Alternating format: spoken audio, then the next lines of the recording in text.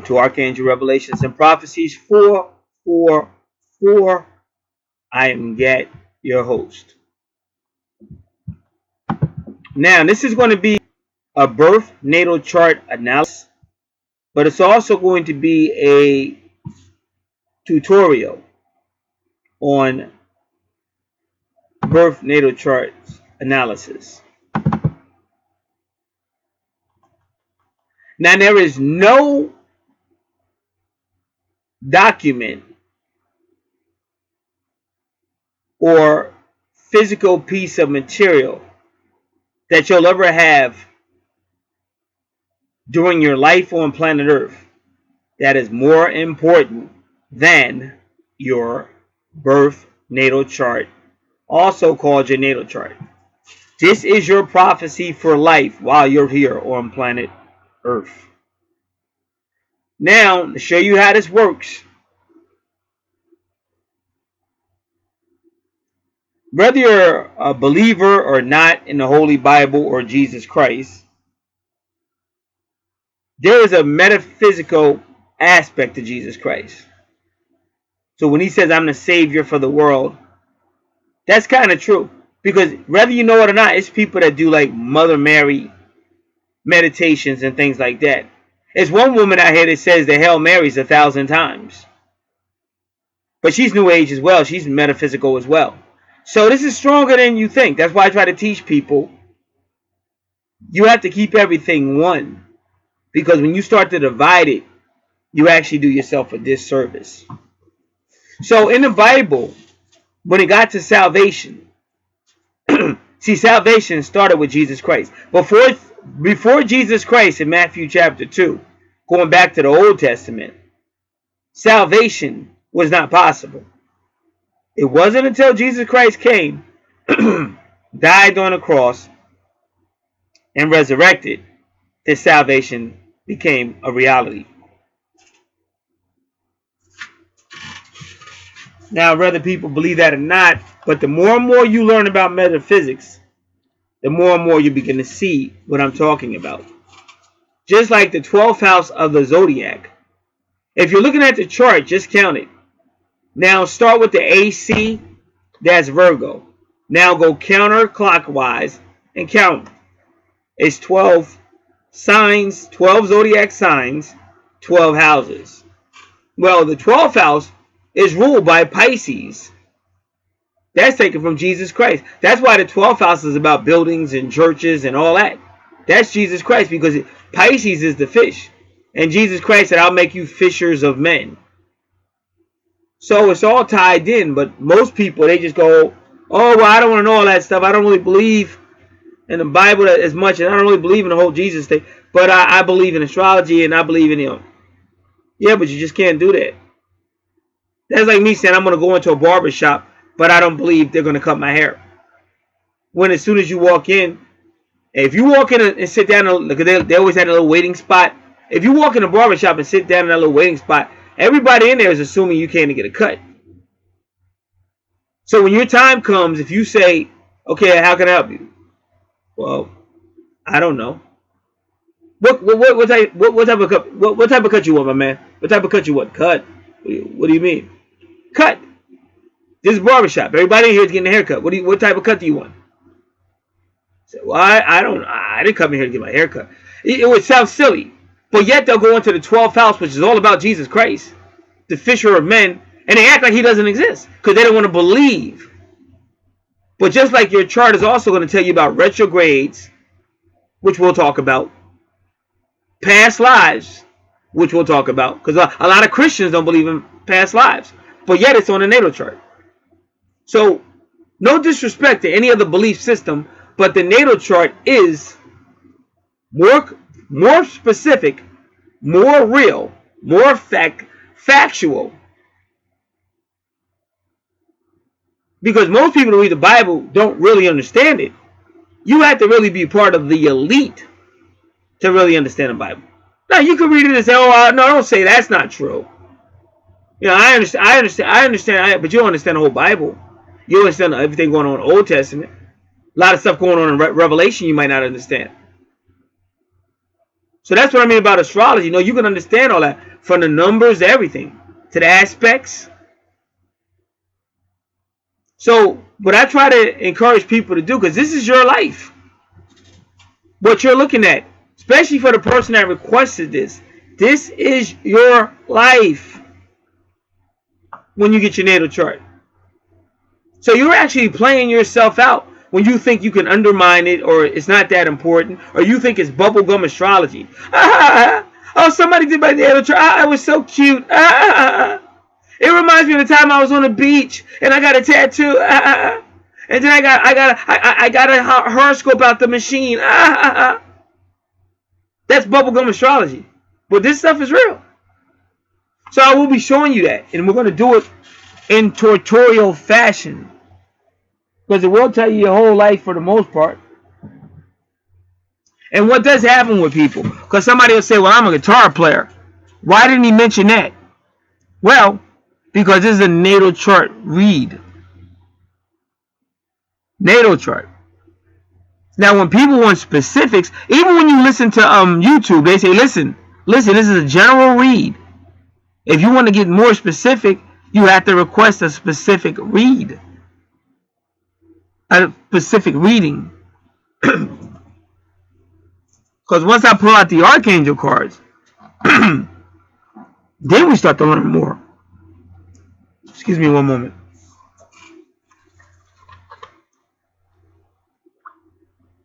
Because when I see Sandalphon come out, he's also Pisces, which is interesting. I keep talking about Pisces. Sandalphon is also a Pisces, and he comes out. And I'll say to the person, hey, who in your family plays an instrument? Oh, that's my brother. Oh, no, I play acoustic. Now I get it. Because now I got the angel cards helping me. But if I just looked at your chart, very much I wouldn't really necessarily know that you play the guitar or not. Or the piano. But with the other help, I can get it. With the help of the Archangel cards. But it is very factual.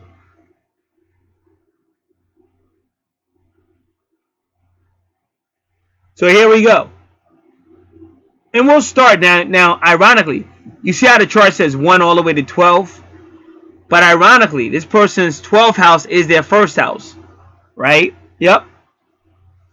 The EP is called the East Point. That's where the sun went over the ecliptic when you were born. But the East P also deals with your ego. We'll talk more about that. The AC is the ascendant or your rising sign. This is where the sun went over the horizon when you were born. So if somebody says, what's your rising sign? That's your AC would be Virgo. What's your sun sign? Ironically, your sun sign is also Virgo. So now Virgo is all about the home, because the sign of Virgo rules the 6th house, which is all about the home, small children, service, health, healing, daily activities, which can include your job and daily duties. And it's all about health and healing. So if you worked out in the gym, that would deal with the wherever Virgo is, or your 6th house especially. And because it's a building, it would also be your 12th house. So there is a strong chance that you may have done that. Because your house, because Virgo, your 12th... Well, really, see, that's what I'm saying. See, your 12th house has become your first house because they put the East Point in AC. Now, when you say they, well, if you're listening, you're going to find out that somebody did your chart. This is no coincidence. We'll do numerology too. Now, everything I say, all you got to do is research the internet. So your first house is also your 12th house. So you're living 2 lives. Past life, present life.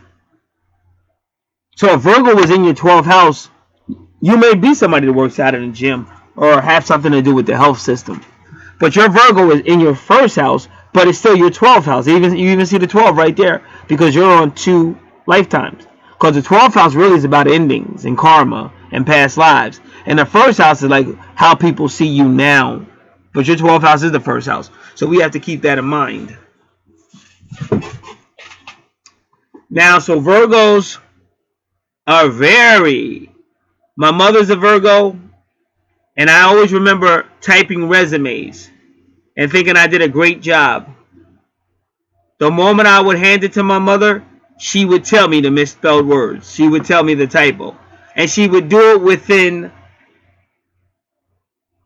30 to 60 seconds of having the resume. So I was a little offended. Because you know how it is. You think you did a great job, but you didn't. You got misspelled words. And you don't want to be wrong. Especially by her, because she's a drama queen.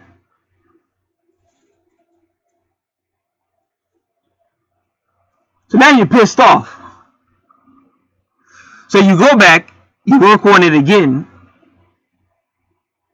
and you double check and triple check like that Slim Shady song. I double checked everything to make sure everything was right.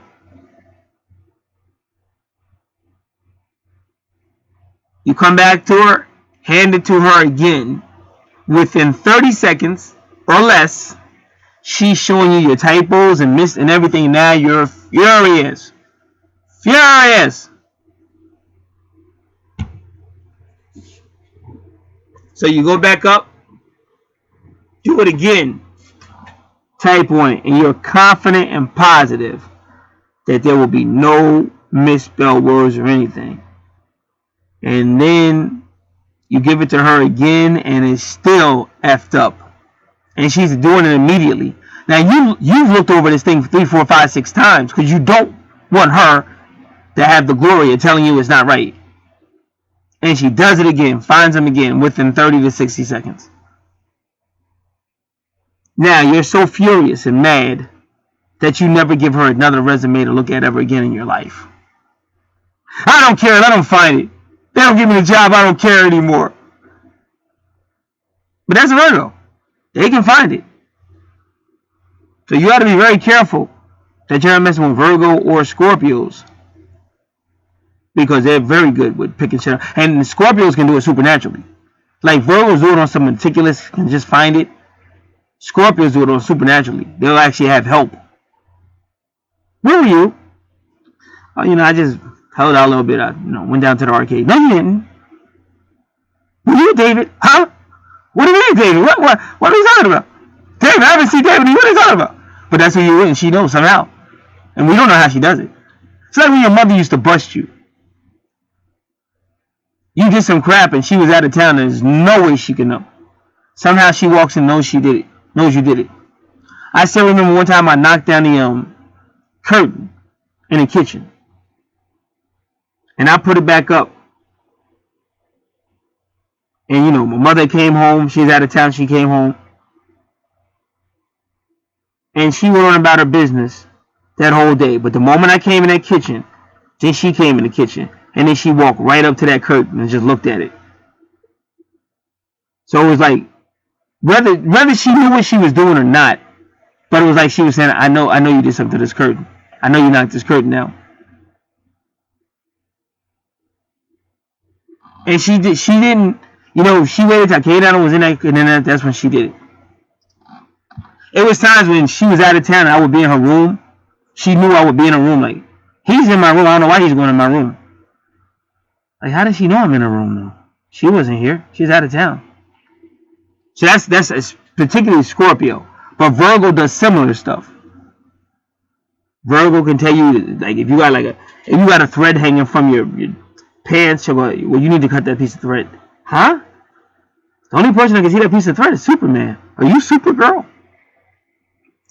But Virgos can also be very critical, and they have a dry humor. Like, they can get on your last nerve.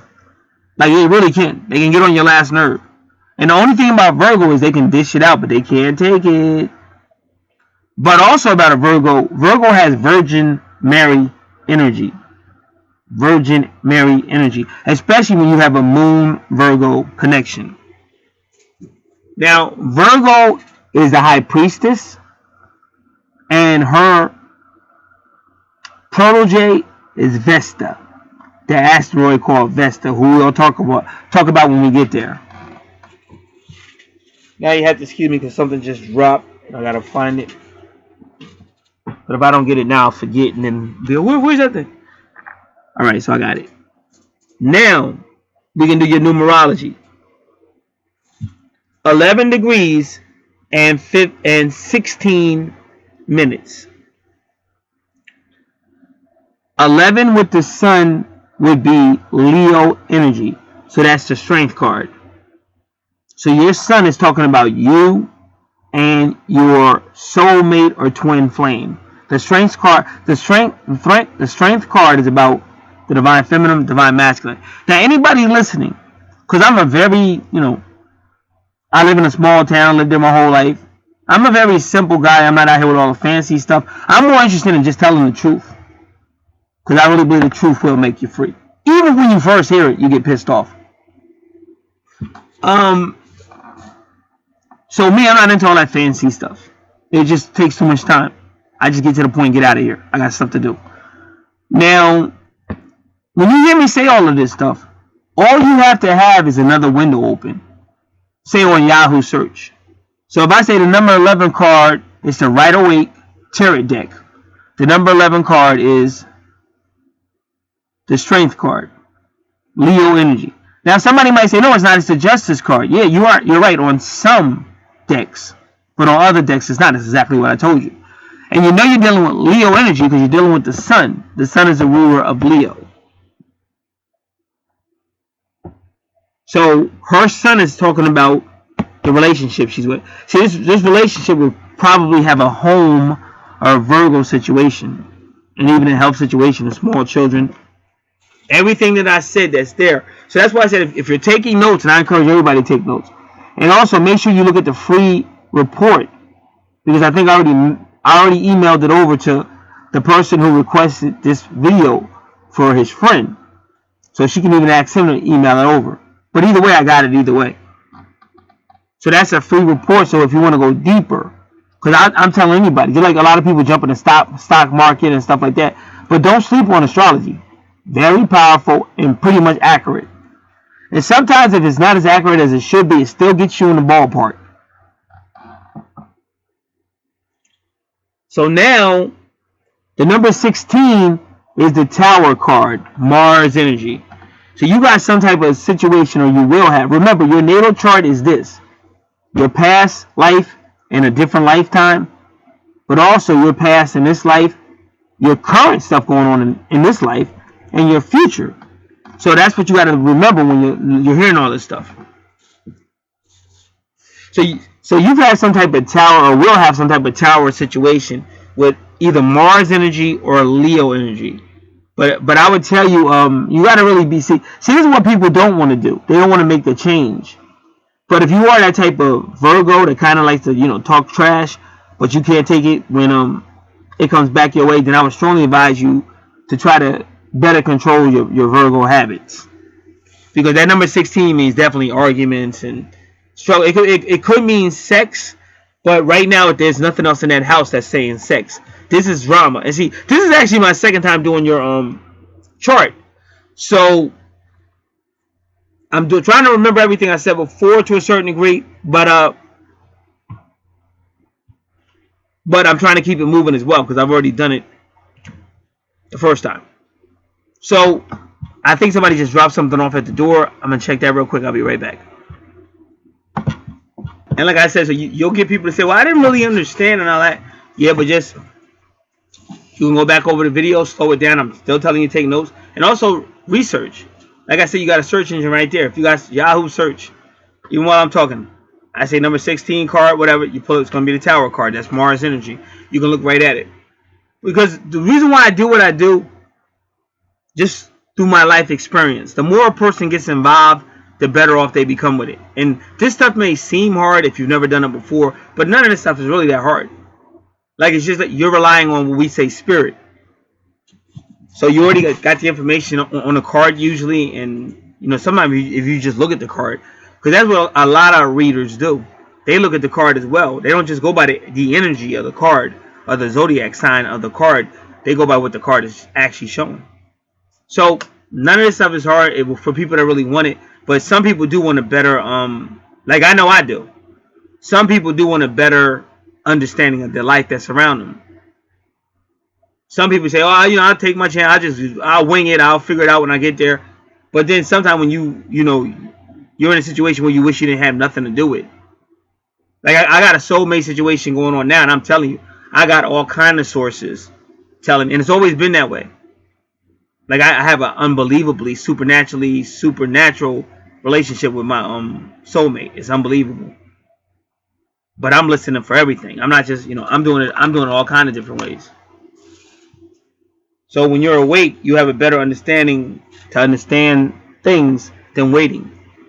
Because sometimes people make a grave mistake. Because the universe will send you something that's wonderful, but in your fleshly form, you won't appreciate it until it's gone. And then now you're pissed off. Because like if it's a guy thing, now you're pissed off. Because now he's with somebody else and you're pissed off. But he was with you the whole time. But that's because you didn't appreciate it. Maybe you didn't take a read on it. Whatever you didn't do, like you did it, you dropped the ball. And then most people are not mature enough to realize it. Because you could always tell somebody, you know what, I really dropped the ball with you. But most people won't do that. So they'll live their whole life saying, I should have really married that guy. That guy got married. It could have been me. And now you're like, what's that guy, Dolph Ziggler? It should have been me. I should have won WrestleMania. It should have been me. See, I don't want my life to be like it should have been. But that didn't do it. I'm sure all of us have missed good opportunities or whatever it was. But with this system I'm showing you, you'll be better equipped to understand that this is a good thing. Don't mess it up. Or if you did mess it up, maybe try to get it back, because that happens sometimes. Alright, so now your Jupiter is all about the money. So the funny thing about whenever you have Jupiter in the 12th house, that means you have a guardian angel that will protect you and will also make sure you have money. But your Jupiter is in the 1st house. But your 1st house is really your 12th house because you're on 2 lifetimes. So there's a chance that you may still have this going on.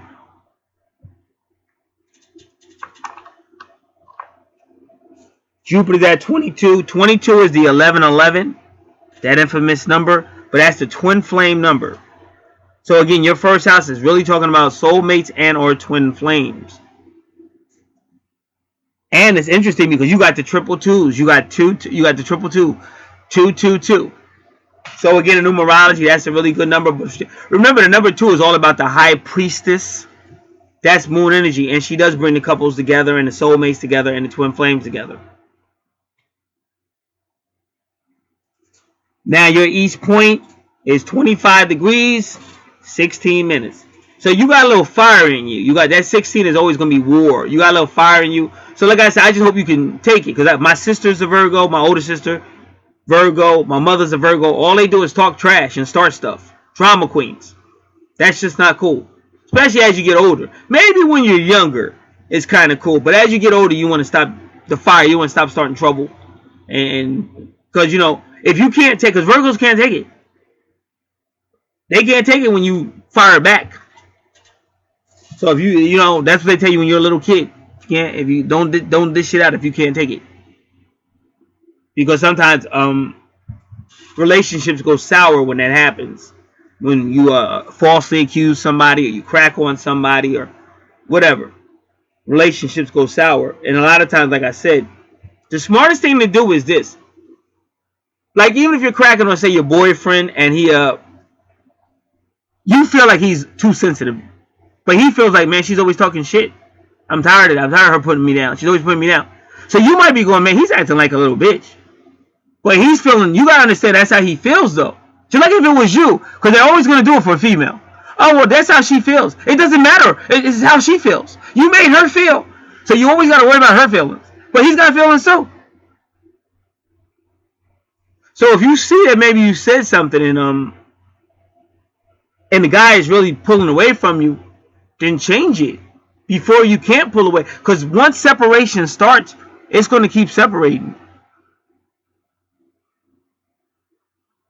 So you want to make sure you're not overly criticizing somebody or falsely accusing somebody, because that may make the person pull away from you. And if you're not mature enough to come back and say, you know what, I really messed up, I'm so sorry.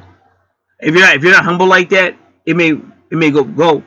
And that's why sometimes you see people go in separation. They may get back together later on or whatever, but they do go into separation because But the other person finally gets tired of it.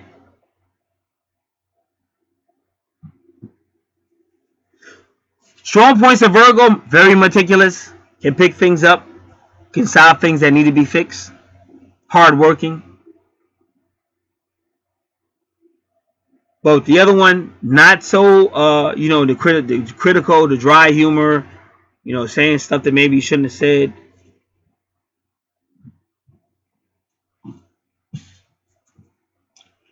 So that's your east point. But see, you got that 25 degrees, which is law. See, the law. So you got some, you may in your lifetime, you may have some type of warlike situation going on that becomes legal. It may already be happening. Who knows? But if not, it's on your chart. It may happen. Now, your 26 degrees, 44 minutes. Well, full number. 26 degrees is people who are relying on some inspiration from God, some word of God. So that might be later on when you start to rely more on God, and now you got healing from a lot of stuff I was already talking about. Now again, if this was your 12th house, Virgo being service, and it's ruled by Pisces, so this would have to be service, might even be service in the home, some type of home service, home body, could be a home study, anything. But really yours is in the first house. So it's a chance that you still got that 12th house energy. But now your Virgo's in the first house, so that still is your personality. But people are still going to see you as some form of service.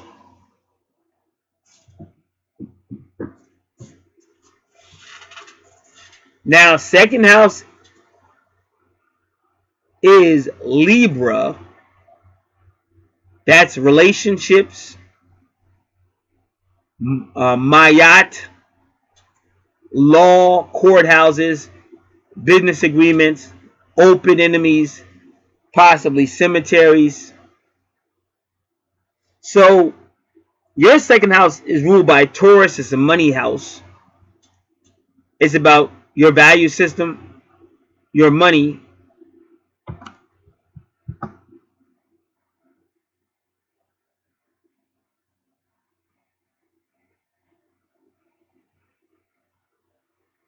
And your possessions.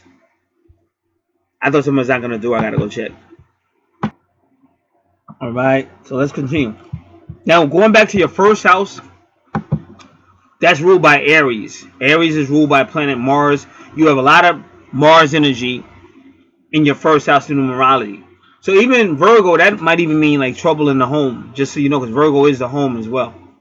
Virgo rules the 6th house, which is the home and family, small children, small animals.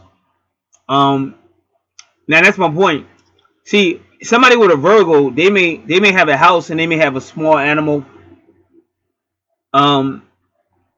Somebody else in the home might have another dog, maybe a bigger dog, and somebody might say, well, they don't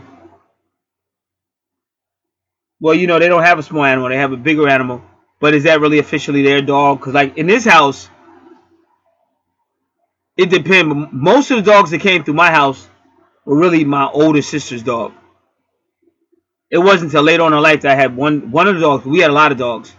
Well, one of them dogs became my dog, but that was like later on in life. I don't even know if my sister was still living here.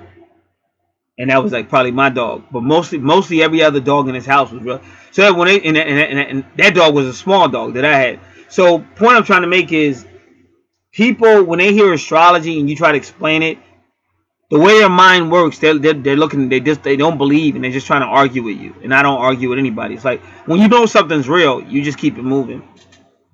So and in the case, there may be a Virgo that has a big dog.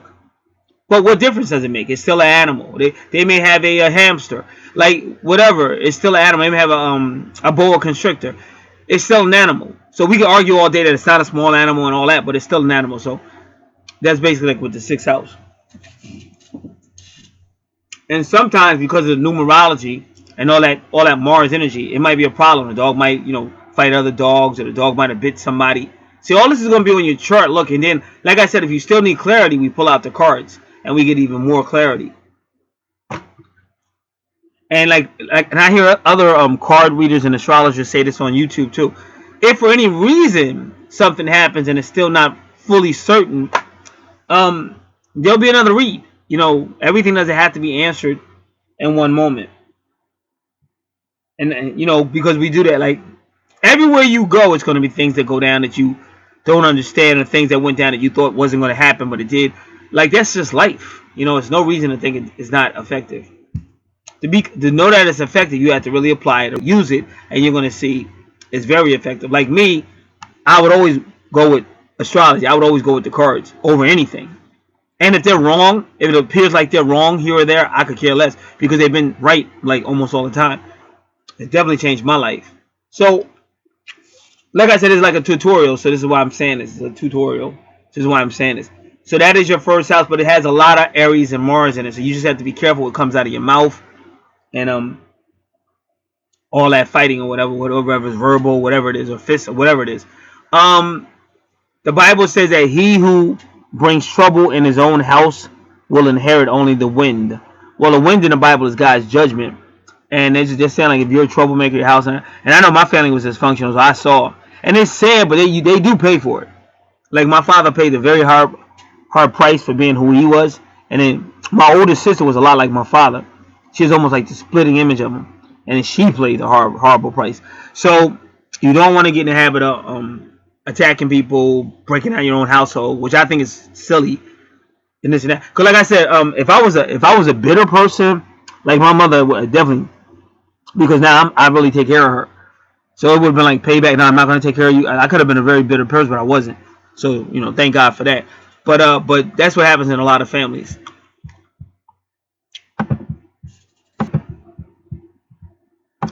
Second house, like I said, is ruled by Taurus. But Venus rules Taurus and Libra. And you have Venus and Libra in your second house, which is ruled by Virgo, which is ruled by Taurus. So your entire second house is built on Venus. Now, planet Venus is that's more finances too. So really, your first house and your second house are really focusing on finances. But Venus focuses on, like, you could call it love if you want to. But it doesn't necessarily have to be serious. But with Venus and Libra, it gets a little bit more serious. But this is the type of person who really wants some type of partnership, primarily in the, say, love category, when it comes to their money. But I always warn people about that, because you have to be careful. See, your second house is supposed to be your money. As soon as you get into it gets a little and when you're dealing with Libra, it could also be legal. See, I'm going back to your 25 next to your EP, which is the ego. See, that's a legal situation. A lot of times when people make money or however they get this money, they get a little egotistical. And because they become egotistical, before you know it, they find themselves in trouble with either taxes, not paying taxes, or not paying enough taxes, or some type of legal stuff. Like out here in Bradley Beach, we had a mayor get arrested. He was a mayor from a different township, but they was messing. Bradley Beach police were doing something with his people or his son. I forget what it was. And he thought because he was a mayor, he was going to step up and make them step down. So they arrested his ass. And he really had to pay. He had to pay a fine or whatever. So even though he was a big-ass mayor from New Jersey, not Bradley Beach, but he was a big mayor from New Jersey, he thought he could push those cops around, and they wasn't having it. So that's what I mean, that ego. And that's how you see number 25. That's the law. All right, since we are in the second house and we are talking about the money house, and the universe has been talking to me very favorably today, including but not limited to planet Jupiter. Well, that's the first time I've seen Jupiter in the southeastern sky in the morning. So I got this little card in the mail telling me I'm eligible. It's not a lot, but a little bit more than I got right now, so I could use it if it's legit. Now, what happened, the reason why they sent it to me, they said from JCPL. Now, just for the record, I'm not a JCPL customer, but the person that owns this house is. But I called JCPL not a long time ago for a question I had. Now, the history I have with them is such that a long time ago was a street light that was out. And this neighborhood was filled at that time with drug dealers, and you name it, they were here. We saw the gangsters. Like this is a little suburban. This is a little township, a little suburban neighborhood. But around that time, I saw the blue gangsters, and another day you saw the red. And to us, it's a nice neighborhood. We've been here forever, but you saw all kind of stuff. There's been murders in the neighborhood right around us, like right up the street up from us. One right outside the house in the backyard area, but outside in the street. 2 people in a car shot them down in broad daylight, killed both of them. And then one time, when they came to kill the people at the other corner of the house, they came to this house. And like I said, my mother is very supernatural. Like my mother, very sociable church lady, very sociable woman. But she called me one night. It was almost getting dark, and she called me to go to the door. Now normally she opens the door herself, so that's how I knew something was up anyway. But she called me to go to the door, and when I came to the door, which she didn't see, it was 2 of them. She only saw the one that was at the door. But see, I know how thugs think. So they had one guy at the door, at our door, and they had another guy in the street. The guy in the street is a lookout, and he's going to come up if anything goes down. He's going to come up if there's any trouble. He's going to come up if anything goes down. So I know it was a situation, but I didn't know why, because I don't do anything. Like I don't have no affiliations with nobody that would send somebody to kill you. And these were little boys, but I knew what they was about. They came to get the job done.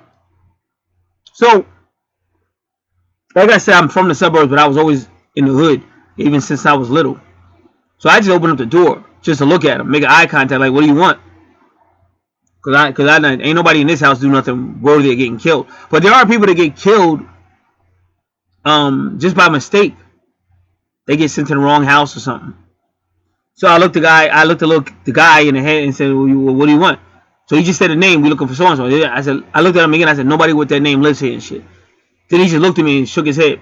So that was his way of telling me, don't worry. We just making sure we got the right house. And sure enough, within a week, everybody in that house up the street, it was a grandmother and her son. They fired through the window. I guess they looked through the window and saw both of them and just opened fire. And it wasn't for the grandmother, but she got shot too. But it was for the side. I think she got shot in the leg or something. But they definitely killed that guy that was in the house. So he must have owed somebody some money, or he must have told her he did something he shouldn't have did.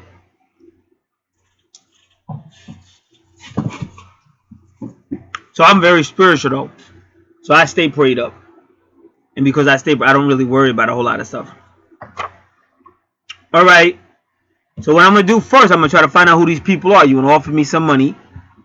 But the last people that offered to me didn't give it to me. So we're going to take another look.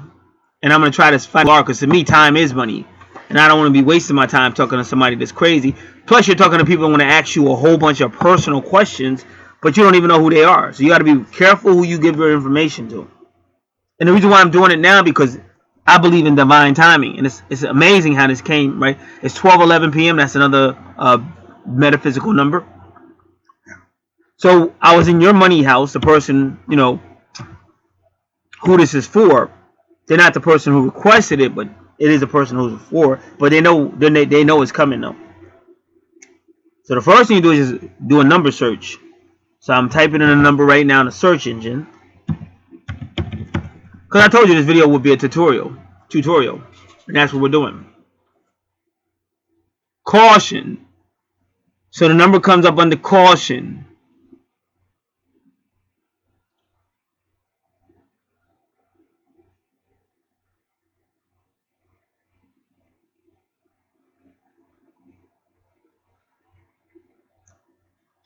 And one of them says, perfecting the saints of God Church. So I hope a reverend ain't running no scam here. You wouldn't try to take my money from me with your father. You wouldn't do that to me with your Reverend Rev. But you and I both know they've been taking it for a long, long time, one way or the other. Either from the congregation, and now they might be trying to take it to you on the phone. Alright, so I'm just going to find out what's going on, and then we'll get back to the read.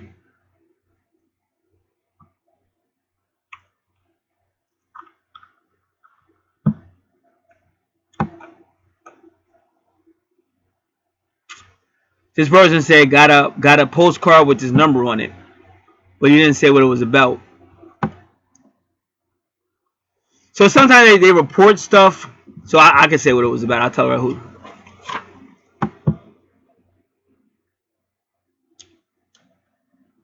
I'm gonna put in gift card offers.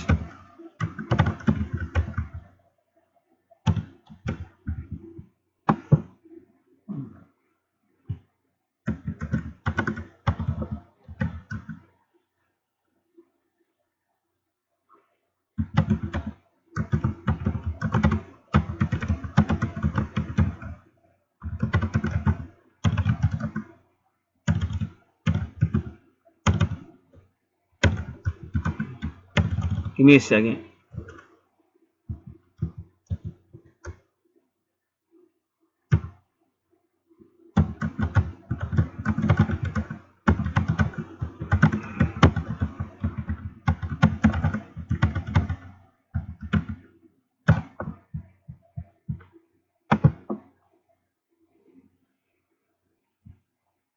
Now I hit send and nothing happened. I hate when I do and then nothing happens anyway.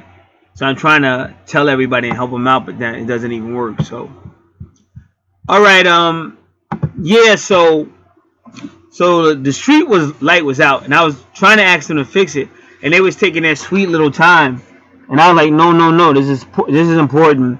You're not gonna wait, cause I know, like, I just know how people are. People can be very lazy, and sometimes you gotta put, like, my father used to call it the fear of God in them. I call it the fire of God. So I gave him a reasonable time to get it fixed. It's just a light, bro. Y'all got tons of trucks. You can't pull out here and just fix a light. So they don't want to do it, and they can keep putting it off. So I was like, no. So I sent one more communication. I said, listen, I've been waiting on this shit to get fixed. It's been over a week or whatever. You guys still haven't fixed it. I said, if you don't get it fixed immediately, the next phone call will be to the mayor's office. So I can say mayor or the governor.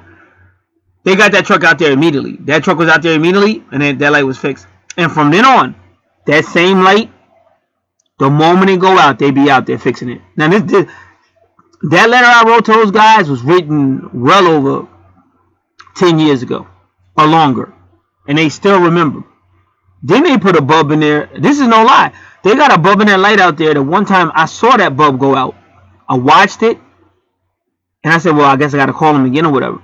And all of a sudden, they did something, and that bulb came back in. So either they had a second bulb set up, so if that first bulb go out, they put it up. Because remember, these guys can do whatever they want. With their technology, I'm sure they're aware of what lights are on and what lights are off.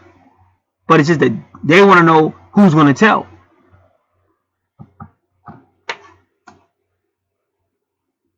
And then another time I complained recently for some other stuff, and they came out. So I had to complain online, but they did come out and then they checked it out or whatever. So they got my name. That's how they got my name. So they sent me this, like a gift card or whatever. I don't know if it's a bribery to keep my mouth shut. And it's going to cost you a little bit more than this. Oh! No, I don't take bribes. I'm a real spiritual guy. I might not sound like one, but I'm a real spiritual guy. Been doing this for decades. You ever heard of, he's a Catholic. His name is Michael Roris. He's like that. Kind of like a strange Catholic, but he'll fight. He'll fight the church. He'll fight anybody he feels is out of harmony with their beliefs and system, whatever. So we're gonna try this just one more time, and we'll get back to the read. But again, the reason why I'm doing this is showing you how to look into stuff.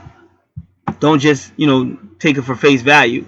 Because if I can't find any information on these people, then I can't trust them. Because the moment you call them, they're going to be asking you personal questions. What's your social security number? What's your driver's license number? And all this other stuff.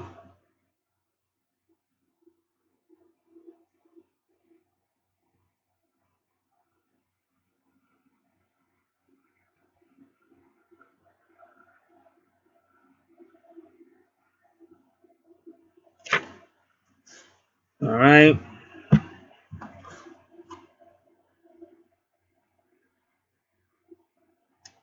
So now in the small print, they're telling you that these people are not associated with your electrical company. Okay, so then why are you putting a name on it if you're not affiliated?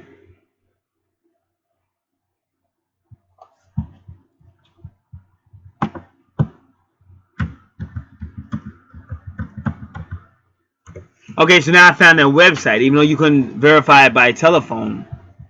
But they allegedly have a website.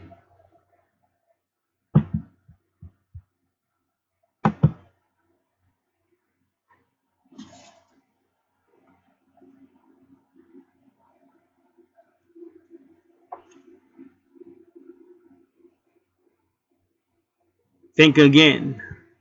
Switch today for residential services and get fit. See, they're an electricity provider too. But how did they find out who I was down with? See, this is crazy. It's almost like they're the competition of my electric company. But they're acting like, oh, we're calling, we know you called. How did you know I called my electric company recently? Are you hacking into my electric company? How would you know if you're the competition?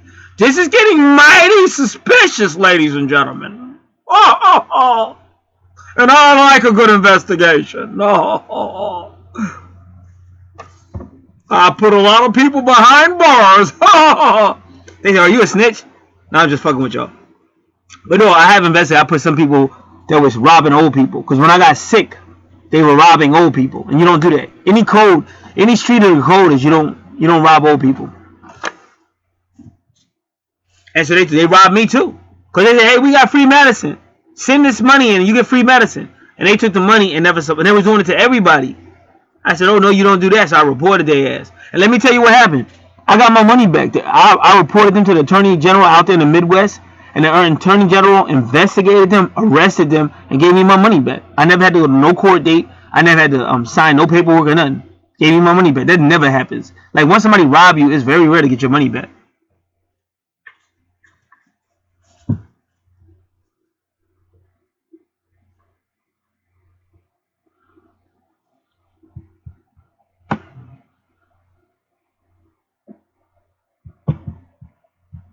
So they're probably going to tell me I can use this credit card if I sign up with them. So they're lying through their teeth. But see, people like this I will report.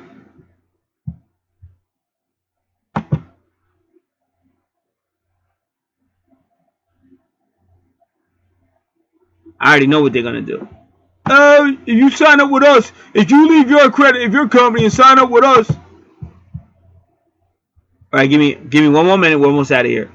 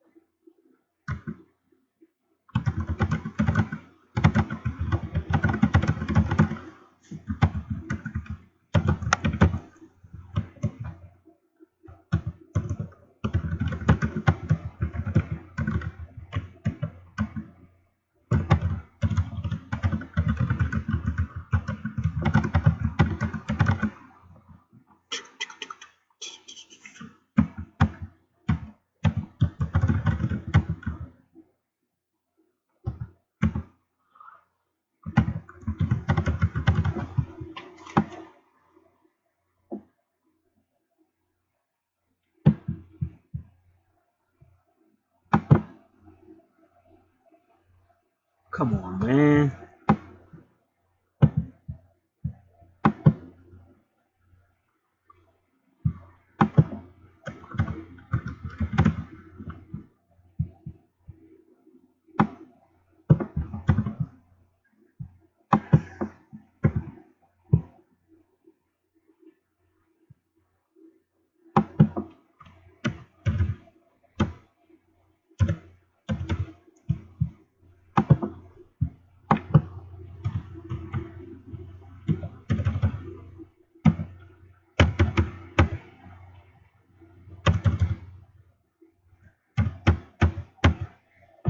One, two, three, four. This thing is getting on my nerves.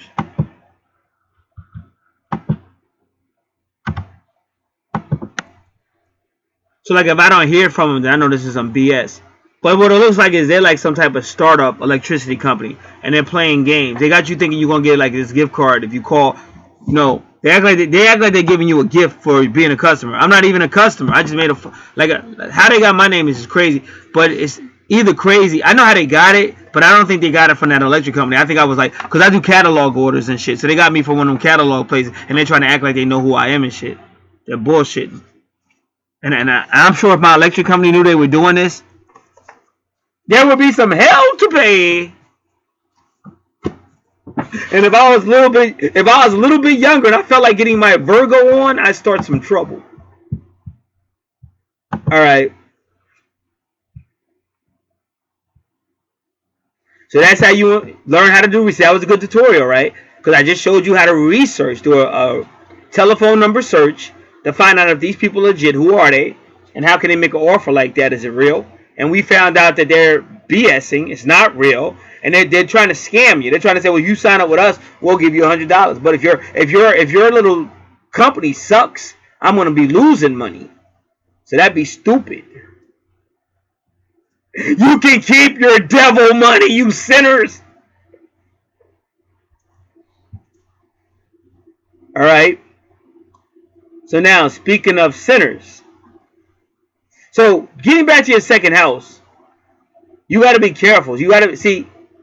I tell anybody, it's all right to have a joint account with your boyfriend or girlfriend where you both put some money into it.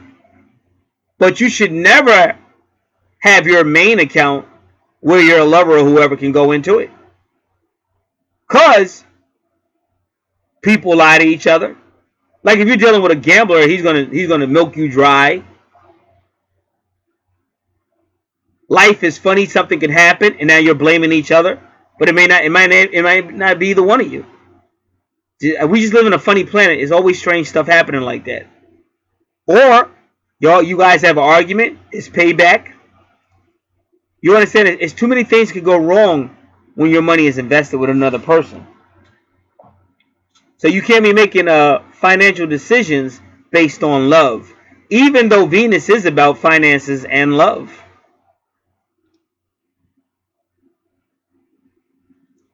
Also, that little asteroid is Vesta. Now, remember I told you that Virgo is like Athena, and Vesta is that female that used to be with Athena. Was it Athena and Gabriel or some shit like that? Y'all remember that TV show?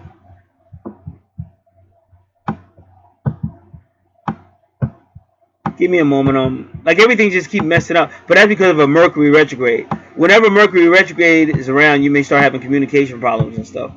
Because lately, that's all I've been having. There's all kind of crazy stuff. And we are presently under a Mercury retrograde. Now that's called a space chart or a transit chart. That'll tell you what's up in space right now. So that's the difference between a space chart, which is also called a transit chart, or your chart, which is a birth natal chart or natal chart.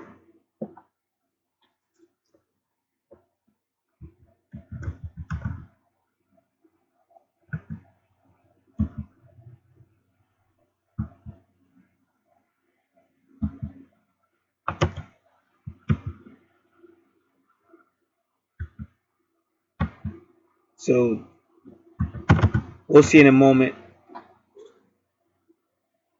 Because it's funny, I remember that female's name because I used to couldn't remember her name, and I'm still not sure if I got it right though. I'm waiting to see some pictures that verify it.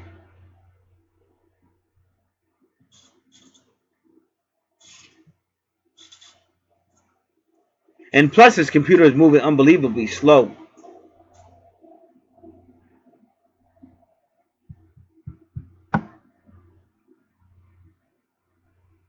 See, I typed in Athena and Gabriella, and no picture is coming up with those two. So I don't remember what her name was. But talking about just watch TV. It's kind of funny because all these females came up and shit.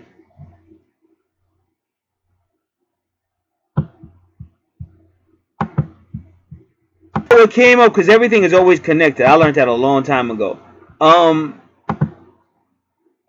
So we're in your second house, and I don't remember how we got to this point. Well, we got her at the Vesta. But I already told you about Libra and how Libra can be law and stuff like that. So somehow when we were getting to Vesta, for some reason I brought up the name Athena. Don't remember why. And I was trying to find out who her partner was. Now I remember. Because you got Virgo and Vesta. Vesta is the protege. Virgo is the priestess. The high priestess. The highest you can go. That's like the Mother Mary. That's the high priestess of the Mother Mary energy. Vesta is her priestess. Her protege. And we'll talk more about Vesta. But what I noticed is, in trying to research that, all these females came up. Like unbelievably.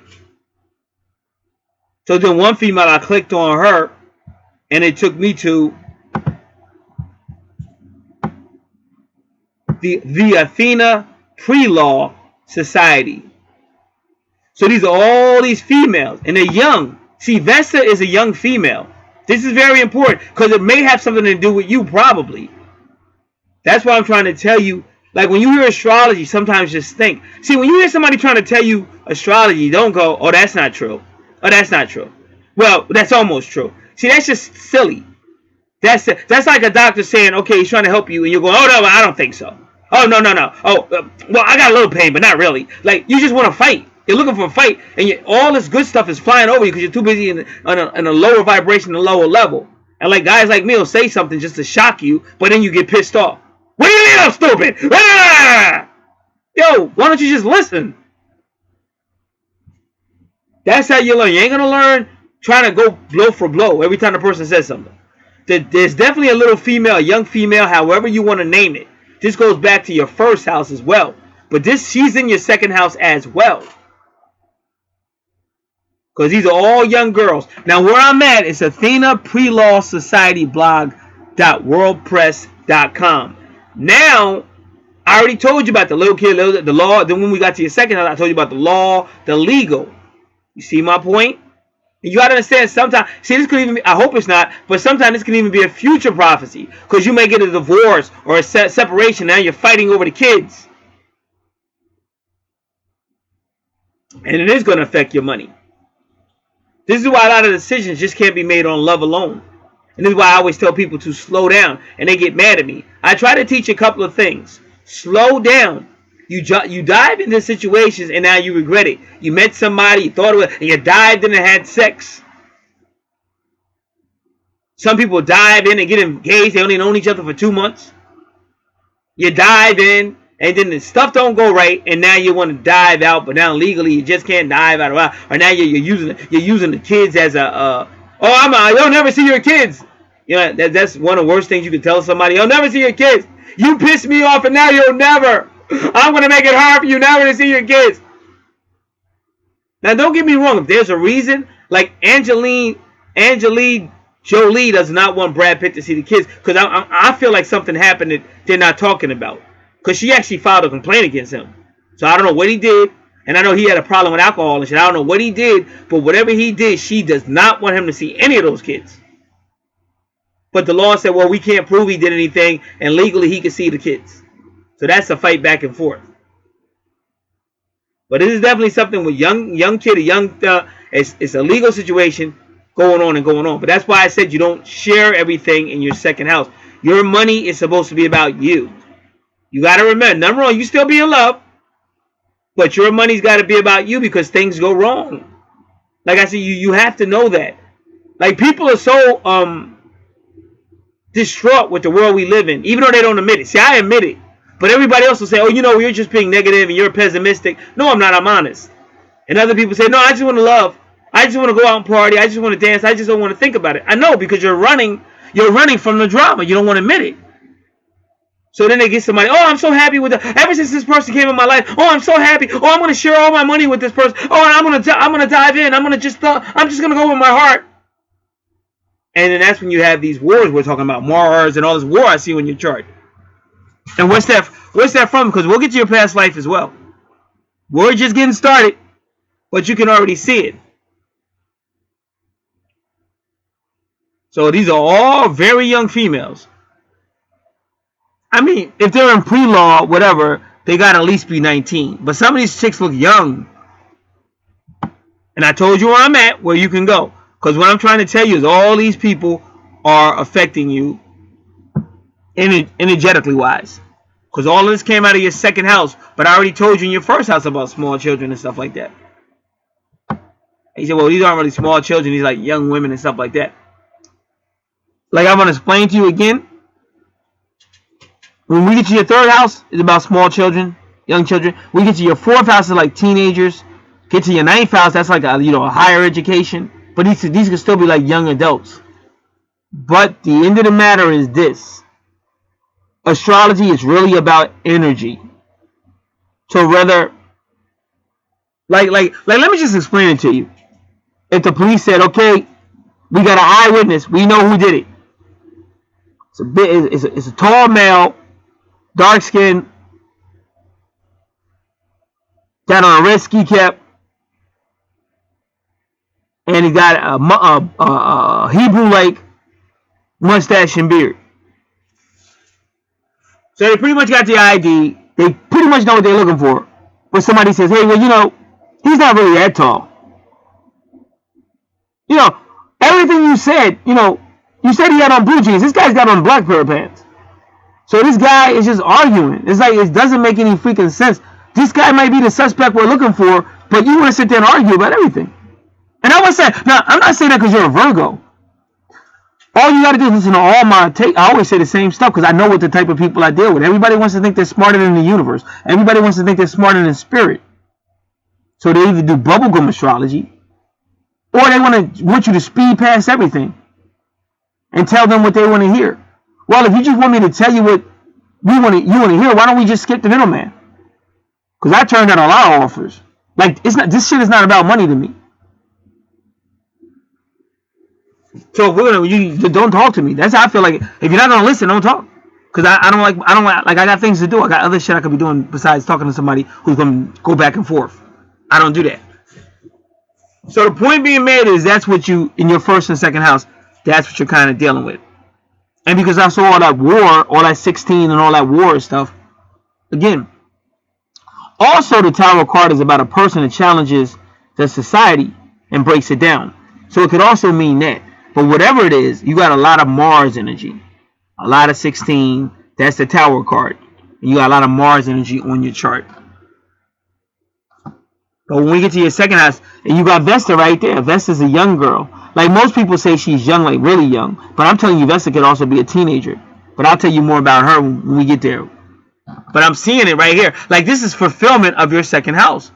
All these are young girls, and they're all about law. Your second house got Libra in it, so it's definitely about law, and it's also about karma. And I told you, everything is one. That's why you don't want to sit there bickering and arguing. Everything is about one because what you're doing, you're doing. Like I said, that's a devil move. The devil divides and conquers. You want to try to keep things as organized under one as possible. But unfortunately, when it comes to that cash, sorry, baby, you ain't getting to my account. I love you, baby, but that ain't happening over here. It would have to be a long. And I used to be. I didn't always be like this. Like I was the most extremist Leo romantic you could meet. But unfortunately, just dealing with people is horrible. So now you have to use common sense. Like we could both have an account that we put our money into. But I'm always going to have my separate account from yours. Because anything could go wrong. Love today might be hate tomorrow. Like you might get sick of going in that bathroom and sitting on that toilet and he keeps forgetting to put that stool back down. And now you're in the freaking toilet. How many times can you end up in the toilet when you say, that's it? I've warned you, I'm over, I'm out of here. I hate you. And everybody knows what Robin Givens did with Mike Tyson. When she knew they were about to break up, her and her mother tried to run to the bank and get all of Mike's money. And legally she could do it because they had a joint account and she was a wife. So she really had legal access to his cash. But Mike got a little bit smarter than that. Mike got on that phone, let them people know, boom, boom, boom, boom, boom. And by the time Robin Givens got there, they wouldn't give her access to the account. I think Mike had his lawyer call. And don't nobody want to F with no lawyer. Because me, I've been in fights since I've been here. Since I was 12, I was in legal shit. Started with comic books. My favorite superhero, Spider-Man, and I brought the comic books, and they never sent them. So I went to my father. I was like, "Yo, they won't send me the comic books and shit." And my father said, "This is what you're gonna do." So my father, basically, it was my father who told me how to start reporting shit. And unfortunately, because of the way the world is, you find that because you pay the money, you do everything you're supposed to, and then they still won't send you the stuff. So like I said, they wouldn't fix the light until they found that I had some power behind me. Then the light got fixed immediately. And then they corrected the situation that I've never had to worry about that light since I first complained. And I'm telling you, I complained like a long time ago. Maybe like 2010, maybe. So you got to know how to fight, but the correct way, not just nagging somebody to death. Not just because the reason why I'm saying that because now I do got a lot of Virgos in my family, and they all do the same thing. They'll lie, they'll nag, they'll do anything to start drama. They love drama. But I would tell you to use that same energy to stabilize your relationships. Use that same energy to stabilize yourself because it's a powerful energy. Like these are powerful people, but they just be on some little crazy psycho stuff.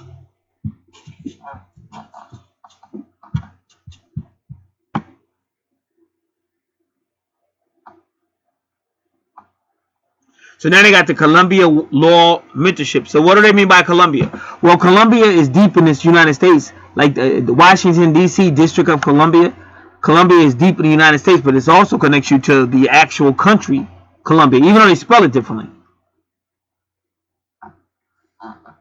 And also there's a Columbia University, and I think a lot of these females are affiliated with it. Yep, because this place is in New York, New York. Barnard College, 3009 Broadway.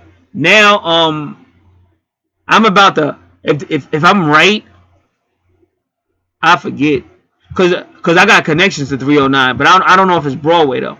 This is 3009 Broadway, but still 309 is big for me. Anybody that listens to me will tell you, oh, he's always talking about 309. But I think I don't know if it's called Broadway, but I think they do got a Broadway in that where that neighborhood is at though.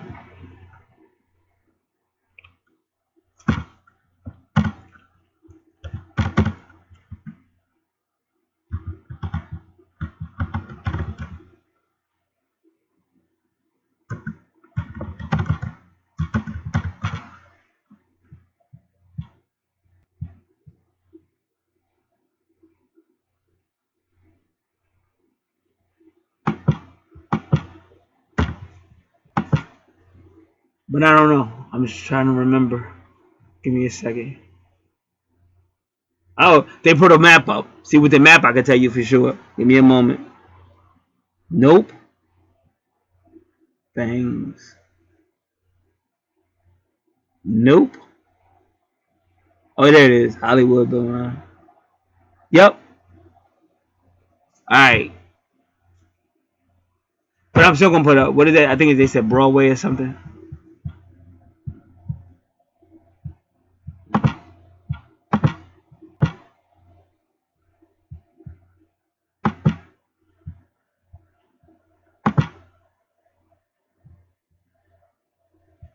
All right. Now I forgot whatever, and I don't know. I lost it. Maybe I can go back. Let's see.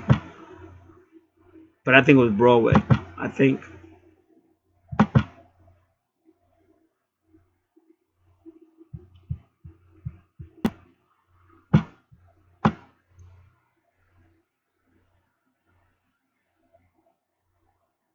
Yep, Broadway. So let's try it again. I just want to see if there is a Broadway in this township.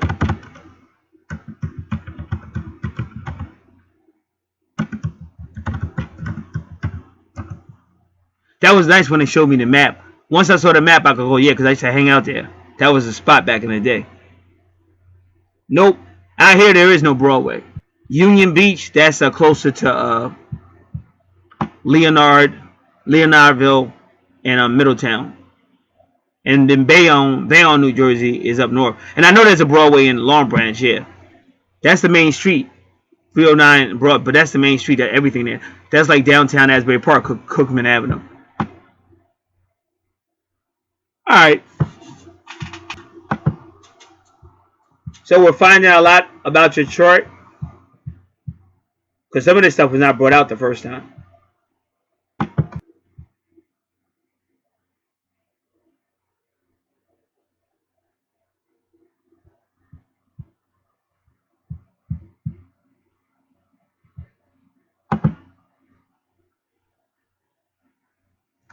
All right.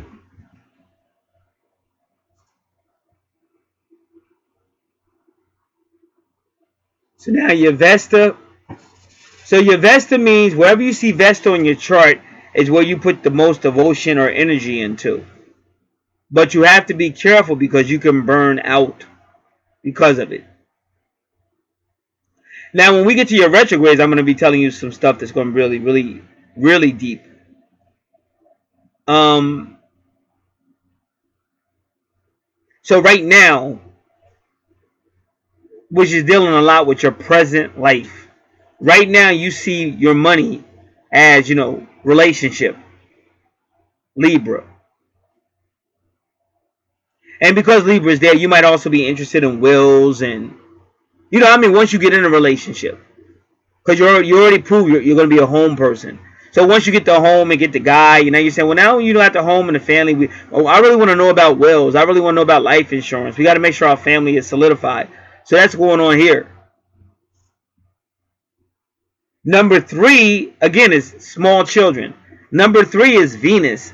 It's the Empress card. So what does that mean? But that's how you be in your house. You would be like the Empress. But she's all about growing and creating. She's all about children, anything that can be created and grow. But she's also out in nature. Like the Empress is out in nature. She's sitting on her. Basically, it's like a throne, but she's out in nature. So you'll have that going on in your second house. And number 3 is always children. Now you say, what about those other numbers? All right, this is how this works. If you ever saw an old TV, analog TV, not a digital, or a vacuum tube TV, they always have small knobs. Now, what are those knobs for? Well, if you turn on a channel and you can see it very clearly, you don't have to touch those knobs, because those knobs are for your fine tuning. But if you turn on the TV and the channel is a little blurry, the vision is a little blurry, you can use the knob as fine tuned.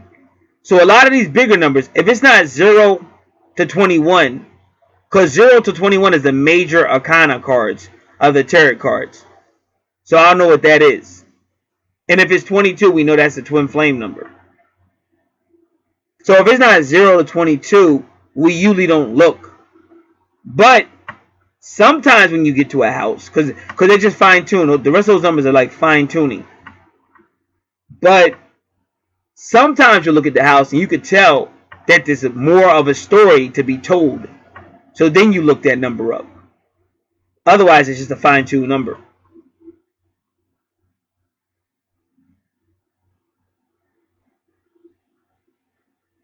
So now, Vesta always has a spirituality to herself.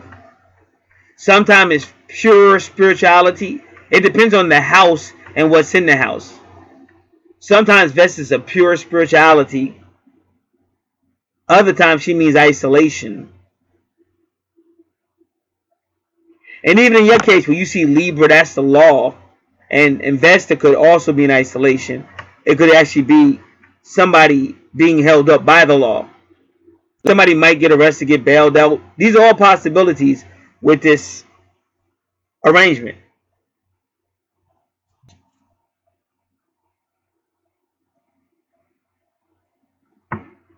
Vesta also means like a fireplace in the house, your heater or furnace,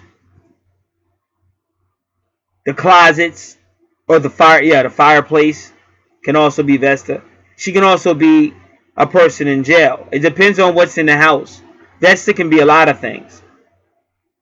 Now, the saddest thing about Vesta, and depending on where she's at, is the real Vesta was a priestess, but she had to sacrifice everything. That's the isolation part of Vesta. But even then, she was raped. And this all occurred when she was young. Some people say 10 to 13. Some people say, oh no, she is at least a teenager. Some people might say, well, she was a young woman, but she was still young. So that's at 24 degrees. But 24 degrees means return. That's going back to a place or a person that you've been there before, either in a past life or in this life.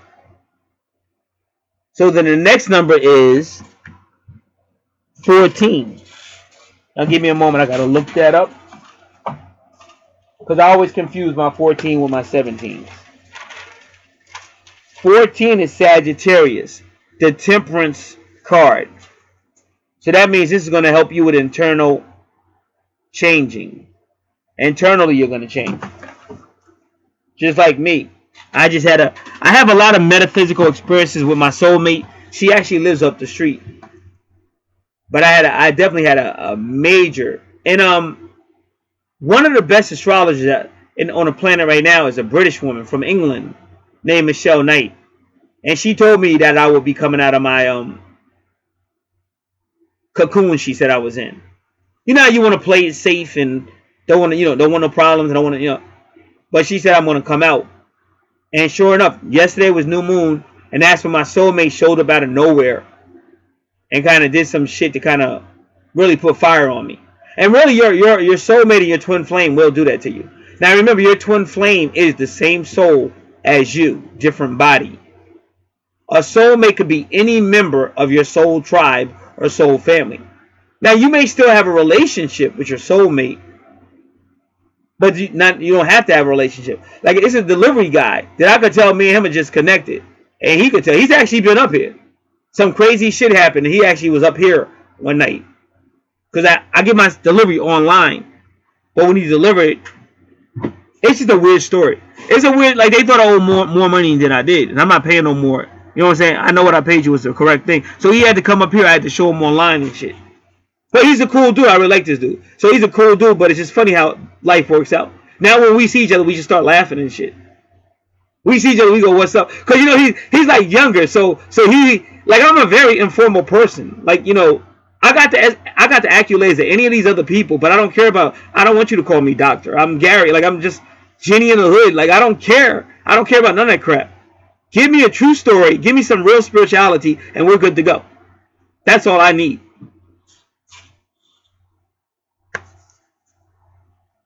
All right.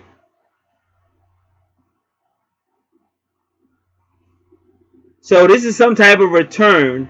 It's a spiritual event because it's Vesta. It's gonna have even if Vesta is a loose woman, it's still gonna be a spirituality to it. But it depends on where she's at on your chart. Because if you notice, your Vesta is far away from your Venus. So what I get from that is something happens that causes that internal transformation. Like what I'm telling you right now. You don't share your same money with somebody else. Things can go wrong. But you might be saying, oh no, I'm in love. He's a good man. He would never. Until you find out that maybe I was right. So you go from 3 degrees to 24. That's a long stretch as far as years or time period. I won't even say years. I'll say time period. Even emotional time. Because like I said, you may love somebody to death on Monday, and then they F you over. And by Thursday, you're a different person. Because I had people looking at me. The video is about to drop. It just got to load up. You're about to hear the thing go ping. That's the video I just did. Spend like 2.5 or something out. And I put that on my other channel. Because on my other channel, I talk more about the real aspect of this. Like, this is all theory. Like twin flame theory. It's all theory. But on my other channel, it's how, there are going to be arguments. You're all going to have to deal with a whole lot of stuff you don't want to. There is going to be heartbreak. There is going to be sorrow. So that's what happens kind of like in your second house. Something will happen that'll cause internal transformation for you. the Temperance card, number 14, Sagittarius energy. Because Sagittarius is more mature. See, anything with Venus or number 3 is kind of immature. Like the 3rd house is also immature. But by the time you get to Sagittarius energy, that's your higher self. That's the 9th house. That's all about higher law, long distance travel, stuff like that. So when two people get to the 9th house or Sagittarius energy, they're more willing to go long distance together.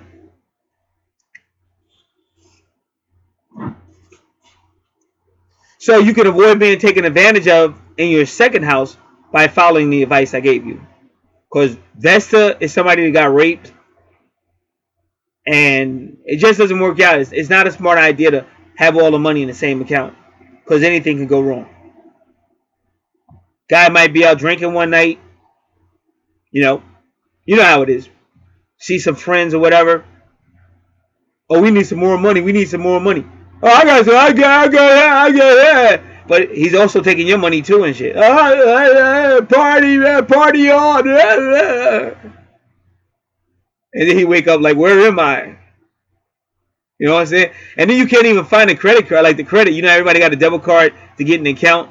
You can't even find it because you're so drunk. Now, I'm just giving you possibilities for anybody. It doesn't have to be your people. This is a possibility for anybody listening. This stuff does happen. So don't act like I don't know what I'm talking about. All right, going into your 3rd house. Like I said, it's a very immature house. It's ruled by Gemini. Gemini does not like to go deep. Gemini likes to get in and get out. This is your twins, but he's a genius. He's a multitasker. He's mental. This is like small children in education. This is publishing. This is short travel. Because anything with Gemini or that number 3, because it's the 3rd house, is short travel. It's not gonna last long. Not gonna last long before the reality of the problem start. And it could be siblings as well. Your siblings. That'd be your brother, sister. The environment around you. This is all going on in the 3rd house. But now your 3rd house is your 8th house. So I'm going to tell you, when I first did this chart, and I told your friend who requested all this, make sure you know what's in your 8th house. It's a lot. Like you wouldn't believe it. The 8th house is just so much going on, from the supernatural, the higher sciences, to sex, death, animalistic sex, forbidden knowledge, astrology, you name it. It's all in the 8th house. Business, bills, karma, mystery, secrets, and all that. So you got to get familiar with it. So make sure you have a copy of that free report, because you have to know your 8th house is your 3rd house, because the 8th house is ruled by Scorpio, and Scorpio is ruled by Pluto. So your 8th house is in your 3rd house. But you have to be careful with a lot of immaturity. And you also got to be careful because there's a lot of supernatural stuff there. Like, what are you doing today? I'm going to pull out a Ouija board. And you don't realize you're dealing with evil spirits and shit. You're dealing with portals, and anything could happen. So when you're going to pull out Ouija board, what are you going to do when they pull you in? But everybody thinks it's a joke until my son's possessed or my daughter's possessed. Yeah, because look what you did. You opened up a portal. Now it's going to be hard, because once they come out, they ain't trying to go back in. So you got to really know this shit. See, now that's the one I got to upload. You got to really notice, because this is real. So you got that going on in your 3rd house. And like I said, the 3rd house, you don't want no drama in your 3rd house, because your 3rd house is not built for drama. It's a very immature house. Unstable. So now, the number 29, if it was a degree, it's called the anaretic degree. So that's when you get a boom situation in your life, whatever it is. And Pluto and Scorpio are already drama filled, and Pluto and Scorpio are already unbelievably powerful. Scorpio's a water sign. So now you got 20 degrees, which is the Judgment card, and that's all about death and rebirth. Judgment card can also be about endings. And Judgment card is when you're forced to look at something that you really were trying to avoid or didn't want to look at. And the number 29, even though it's not a 29 degree or a karmic degree or an anaretic degree, it still has that 29 energy. So this is the boom, just like I said, in your 3rd house. And it's always good to know what sign is in the house we're talking about, because you may meet people that are of that sign. Like in your second house, you may meet a Libra or a Taurus of that sign. Sometimes that's the case, sometimes it's not. But it's good to be aware of what's going on around you. So your third house is going to really shake it up. So you got to really, and remember, even Scorpio is all about the bank, business, finance, but it's going to be a big shakeup.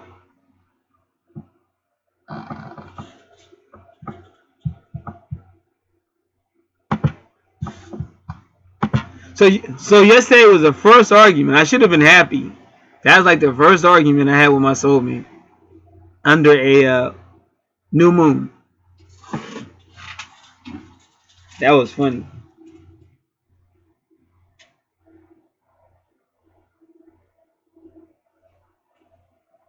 And I give her credit because that's like it's about 2 years. No, let me stop. Probably, yeah, 3 years maybe. But I've known her longer than that. But when we started connecting, like on a soul level, it was like 3 years. About 2016. Probably 2016. So just a little over 3 years, probably. That was crazy.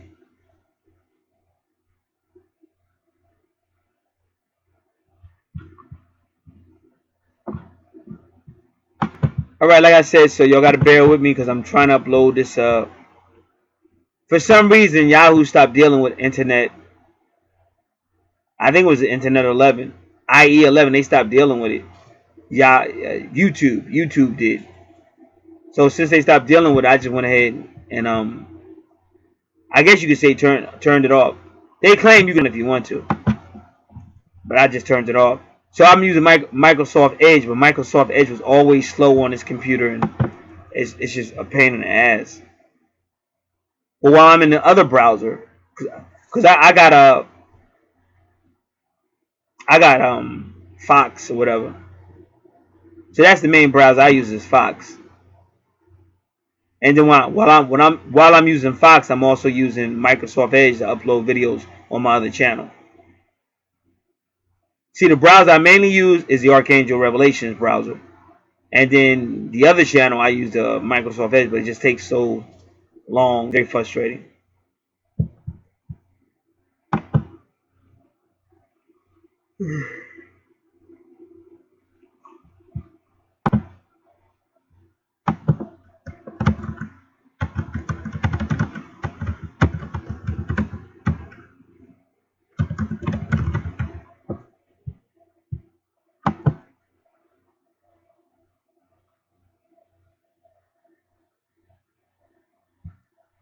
All right, give me a little bit. I'll put this on pause. I'll be right back. So whenever you see a house like that, it's probably going to lead to some type of separation. But either way, it's still transformation, though. However it's done, it's still transformation. Like one thing about people, whatever they go through, it still transforms them. That's why a lot of stuff where we're gonna say, well, that's bad, is sad or whatever. But unfortunately, it's still part of the transformation. And the third house, ruled by Gemini.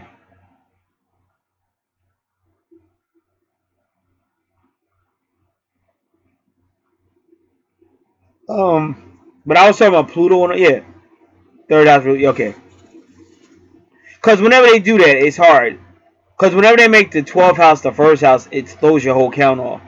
And you got to keep backtracking and looking at it. All right, now, your fourth house, whenever you have a person with Sagittarius in the fourth house, this might be a person that traveled a lot. They may have had to travel. Sometimes it's a military type family or whatever, an army type family. Sagittarius is also a person who has a home, but they try to put things in the home that reminds them of how when they traveling and traveling and traveling.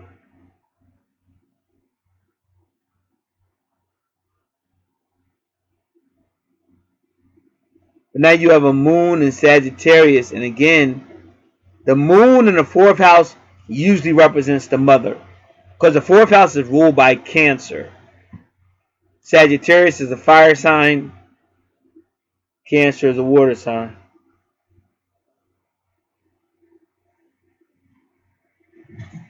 And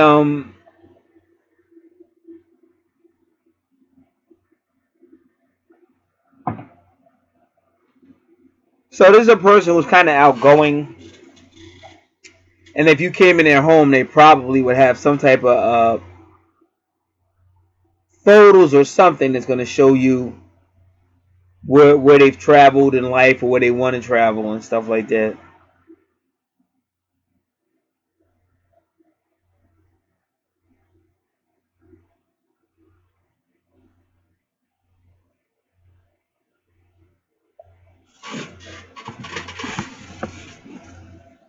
So the moon is at 6 degrees, and that would be the Lovers card. So right away somebody says, oh, the Lovers card, so that's a good thing.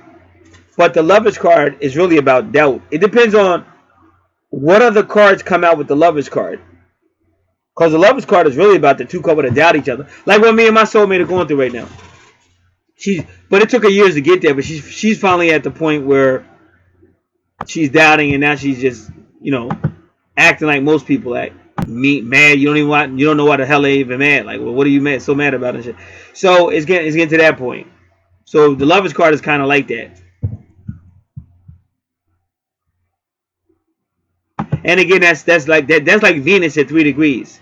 See, that's immaturity.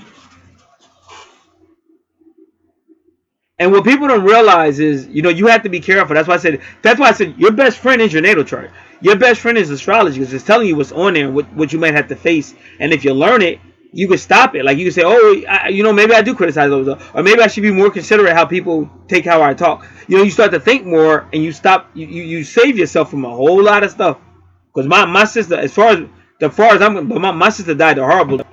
My father died a horrible death. Like these were just people that just had to be in your face, had to be drama kings, drama queens, had to be just crazy. It was like life was really like a living hell when they were around. I'm not even gonna lie, but they both went out. Like it's karma. You keep hearing me say karma and stuff like that. Like you will get back what you gave out. That's why I say you understand. My background is more spiritual, like church, and I came from that to metaphysical. But that, like, this kind of stuff that I do is way more impactful than church.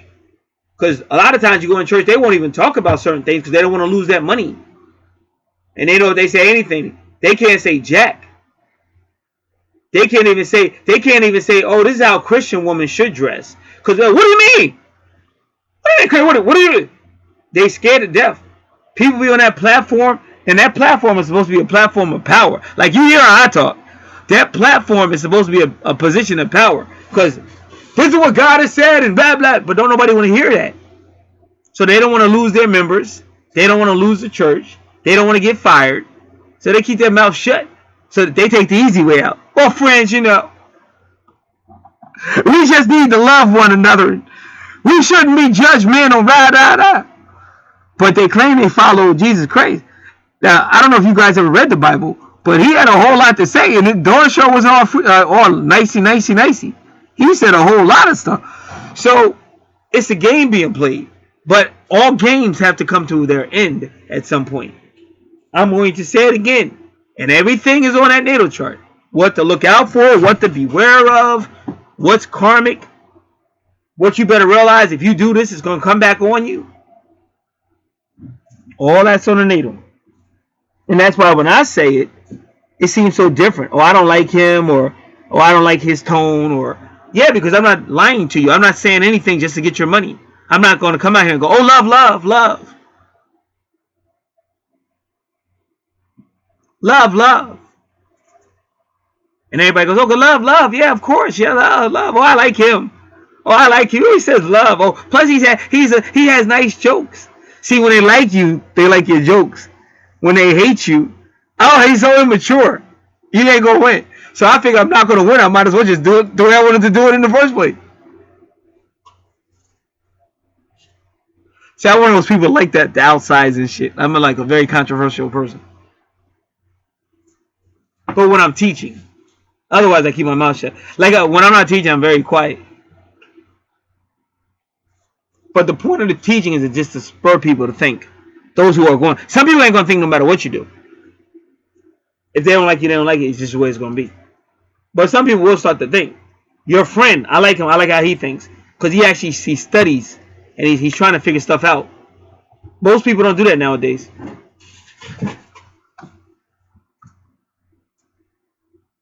So now you have that going on, that doubt going on with the moon doubts.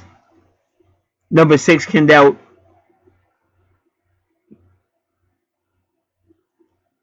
Now again, like I said, with Sagittarius, because the fourth house is about teenage adult education, land, property, real estate, vehicles and travel, family and ancestors, health, vehicle and travel, and also like the mother and your subconscious mind. That's called Imom Kweli. And she's usually represented by the moon. So now you got that. We said what your 6 degrees was. Now let's get that other number.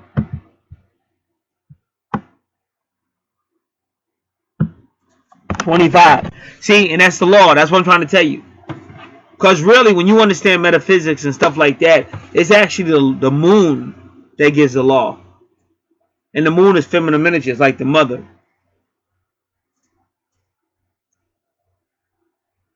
So, if you are affiliated with like a law school or something like that, pre-law or whatever, you might have learned that from Ma Dukes.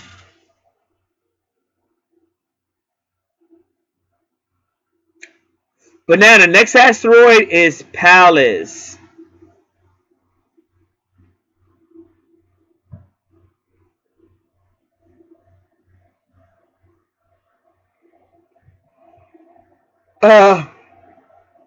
Depending on what mythology you're using, Pallas did have a unique connection with her father. But Pallas is also a warrior. And Pallas is also the soulmate asteroid. So once again, if you notice, you're starting to see a lot of 20 degrees on your chart. So this is all about judgment. You know, coming to grips with a situation.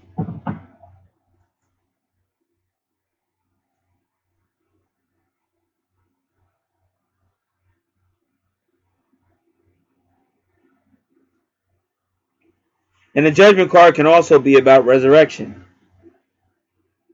So a situation or whatever you thought was over might have came back.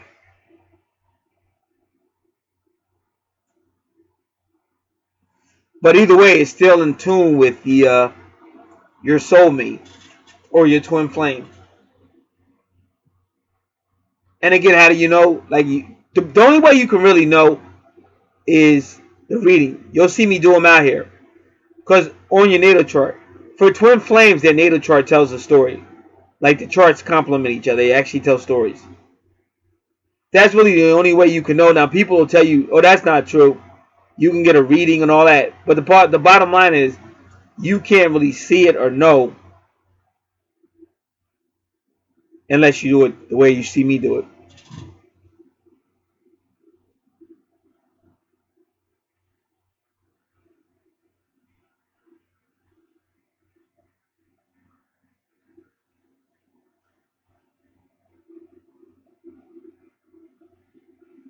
Now, remember, Jupiter rules Sagittarius.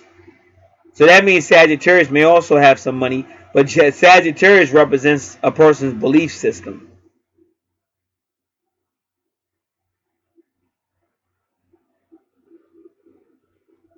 And you have good fortune. Good fortune, that circle with the X in it, good fortune is a lot like Jupiter.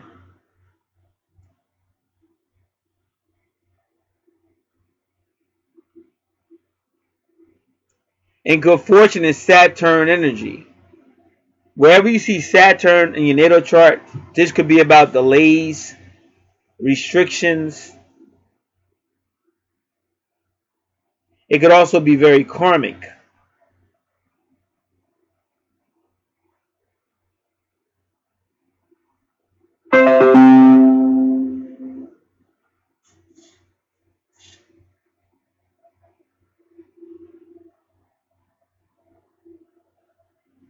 So in your third house, you got it looks pretty good.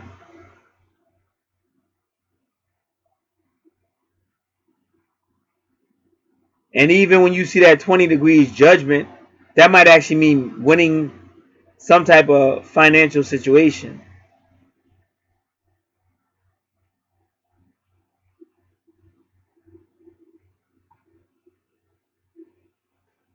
And then you go over to 27, which is the true north node, the north node that gives you your life purpose, why you're here in this life.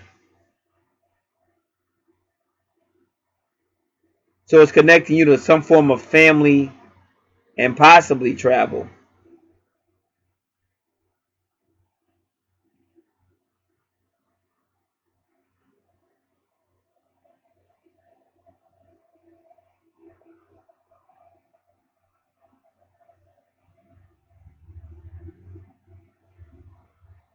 And that's why you're here. True north node is your life purpose, why you're here. And remember, that could be a teacher too. Sagittarius can also be a teacher. I mean, that could be a person who teaches, but they actually they go to they might teach from their own home, or they might go to other people's home and teach.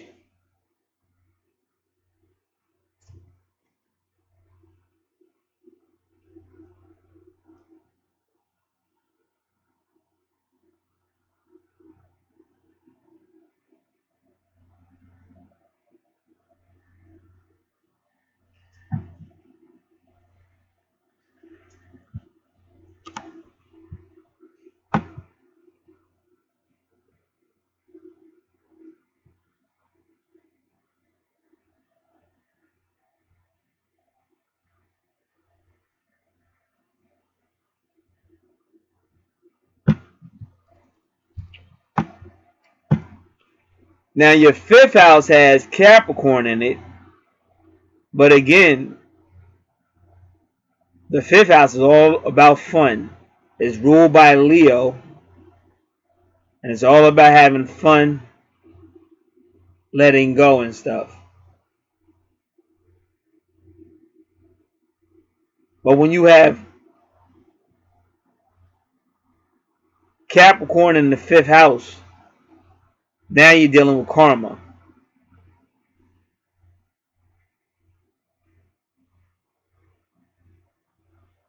Because they're dealing with the ego.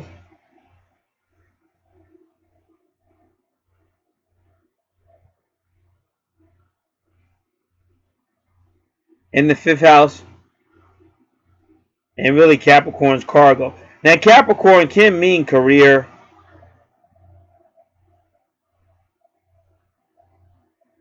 and reputation.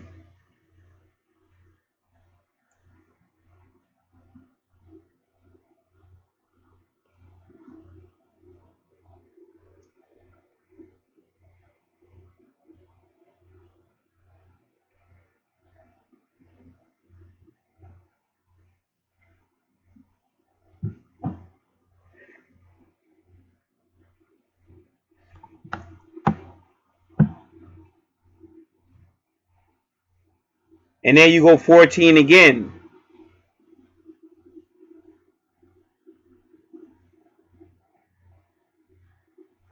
Now, like I said, it's the second time doing your chart. Now, I got the information on retrograde planets because this is about your past lives and your karma. So I got the information from, it's called Pagan Path online. So if you were to go to a search engine and say Pagan Path retrograde planets, it should come up. But that entire page on the website talks about these retrograde planets. That's where I got the information from. So when you have a Uranus retrograde, well, let me do this first. So with Capricorn in the fifth house, it's supposed to be about fun and children. The fifth house is solely about fun and children. And the fifth house is a very creative house. And the third house is a very creative house. But both of those houses are about fun and children. Childlike ways and things of that nature.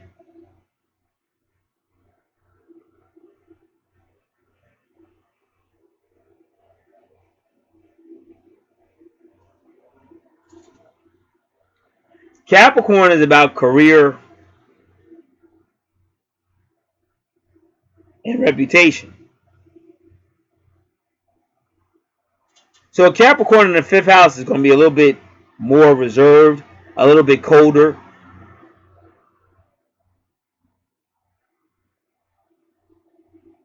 And they may really be trying to keep that reputation clean.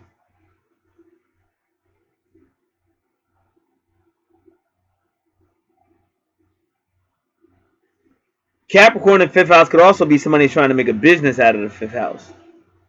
Like a Sean Nitty, a P. Diddy and all that. Sean Combs. He's trying to make a business out of having fun and letting go and all that.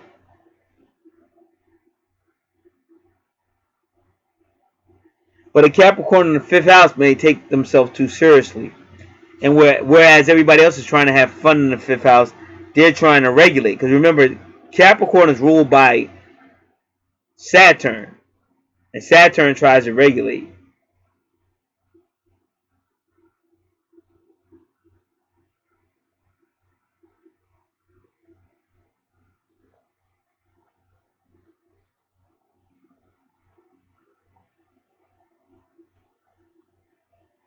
So Uranus retrograde coming out of nowhere. A person is normally quiet, keeping to themselves. All of a sudden, they want to talk. You don't understand what's going on. But in the past life, you might have been some type of revolutionary, some type of rebel. But the problem is in this life, too extreme. Too extreme. And this is the person that you would go out because you're supposed to be going out and having fun. And maybe for whatever, alcohol or whatever people are doing. Because the reason why I'm saying that also, Neptune retrograde is about substance abuse. Either alcohol or drugs, whatever. But this is a person going to wreck a 5th house. Like it's supposed to be about fun, but they come out. And the reason why they start talking about all the shit that they feel is wrong is because of Uranus retrograde, but also it's karmic. Capricorn is karmic. So you're telling people, well, you said this. Well, you did this to me. That one time you didn't have to tell mommy that. You just have to go on and fuck off. Now it's on the chart because people get mad. Oh, that's not me. That's never been my personality. I don't know. I just know what's on the chart. And this is what I do know. I've dealt with tons of people that said it wasn't them, and then we found out they was lying. It was them. Or they just forget. Because remember, this is my first time seeing the chart. This chart goes all the way back from the day you came out to all the way up to the day you leave this planet. Or the day you leave that body, rather. So all I can do is, like I said, give you the information, see what I see, and give advisories. And then people can make whatever choice they want. Because like I said, I stay busy in positive stuff. I don't stay busy in like going back and forth and all that. Because I would never know. Like I could tell you, I have a yacht. Yeah, I'm a member of a boat club and I have a yacht. And on my yacht I have this beautiful dog. Oh, it's so beautiful. I could be lying. I could be lying through my freaking teeth. You would never know. You might say, well, he doesn't sound like the type of guy that would have a lot. Yeah, but then I might really have one. You don't know. So I don't get into that back talk, back and forth. I just tell you what's there, whatever. And I always tell people what steps they can take and all that. But other than that, I got to get to the next person. So that's what's going on with your Uranus retrograde. Now, it's internally changing you. All this stuff is going on is karmic. And you say, well, why would something like this happen? Well, it might have something to do with your past life. But once again, when we get to your 10th house, ruled by Capricorn, we might have some answers. Or when we get to your Aquarius, ruled by Uranus, we might have some answers. And did we do your Pisces yet? I don't think we did your Pisces yet. Because that's ruled by Neptune. We might have some answers. But we just have to wait. But either way, this is what's going on for right now. So now if you notice, it's 14 degrees and 12 minutes. So once again, it's taking you back to that Neptune energy. That's somewhat deceptive energy because Neptune likes to lie. A lot of idealists try to believe Neptune, but Neptune is lying. But he rules the 12th house. These are your churches, your buildings, which include politics, and things like that. You have to be very careful because you get caught up in that stuff, and that stuff is dishonest. It's not real.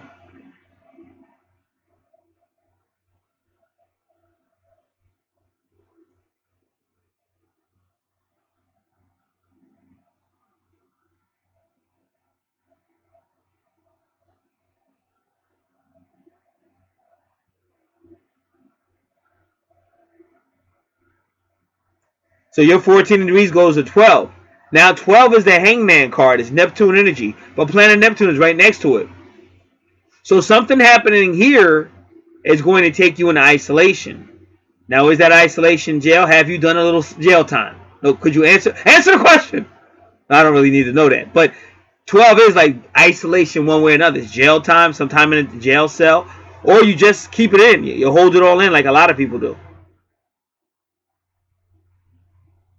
And then sometimes that's how people transform. That's what the number 14 is all about, internal transformation.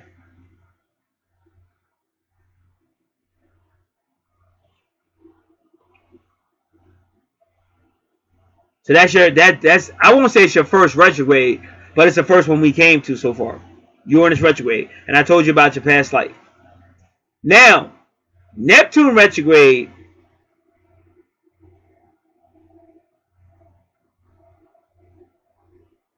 this is the person who lives in the fantasy land.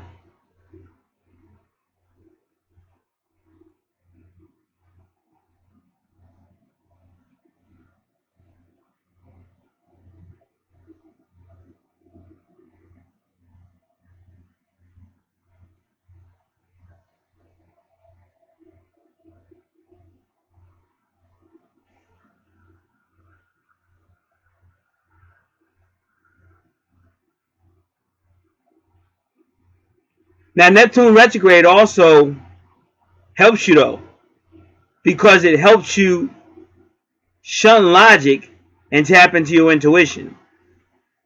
And when you're dealing with astrology or the planets, you do have to be connected with your intuition.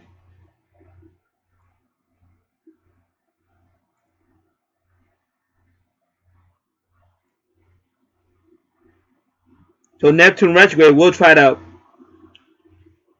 diminish your logic, increase your spirituality, and that's also how you make transformation.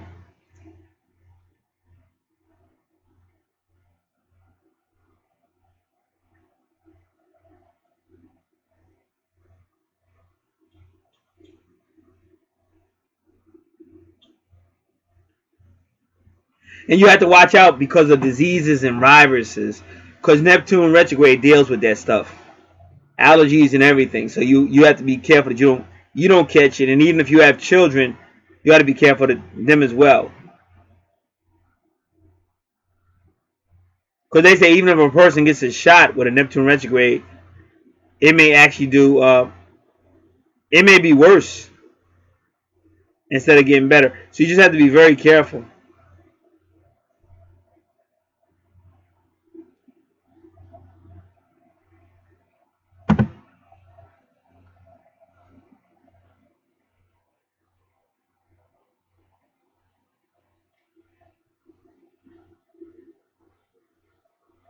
But it's more to it. You just gotta give me a minute because I gotta pull up the sheet. So you got 16 degrees again. So that's Mars energy, Tower card. So what they're showing you is, yeah, like what they're showing you is a lot of how you feel may be based on like because it's delusional. Like Neptune retrograde is delusional. This is illusional for whatever reason. Now there may be a reason why the person is. We don't know that, but we just know what Neptune retrograde means. But I told you this is a person that's supposed to be having fun and they just spaz out on you. And it could be like something that happened in the past life. It might be something that happened in this life, but it's causing you to like more or less spaz out.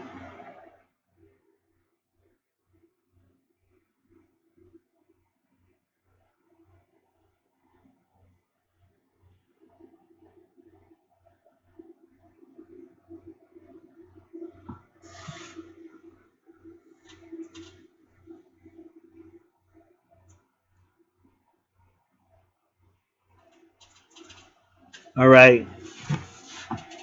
Like I said, give me a moment. Because I'm trying to give the reason behind the activity of the Neptune retrograde. So that's why I want to pull it up.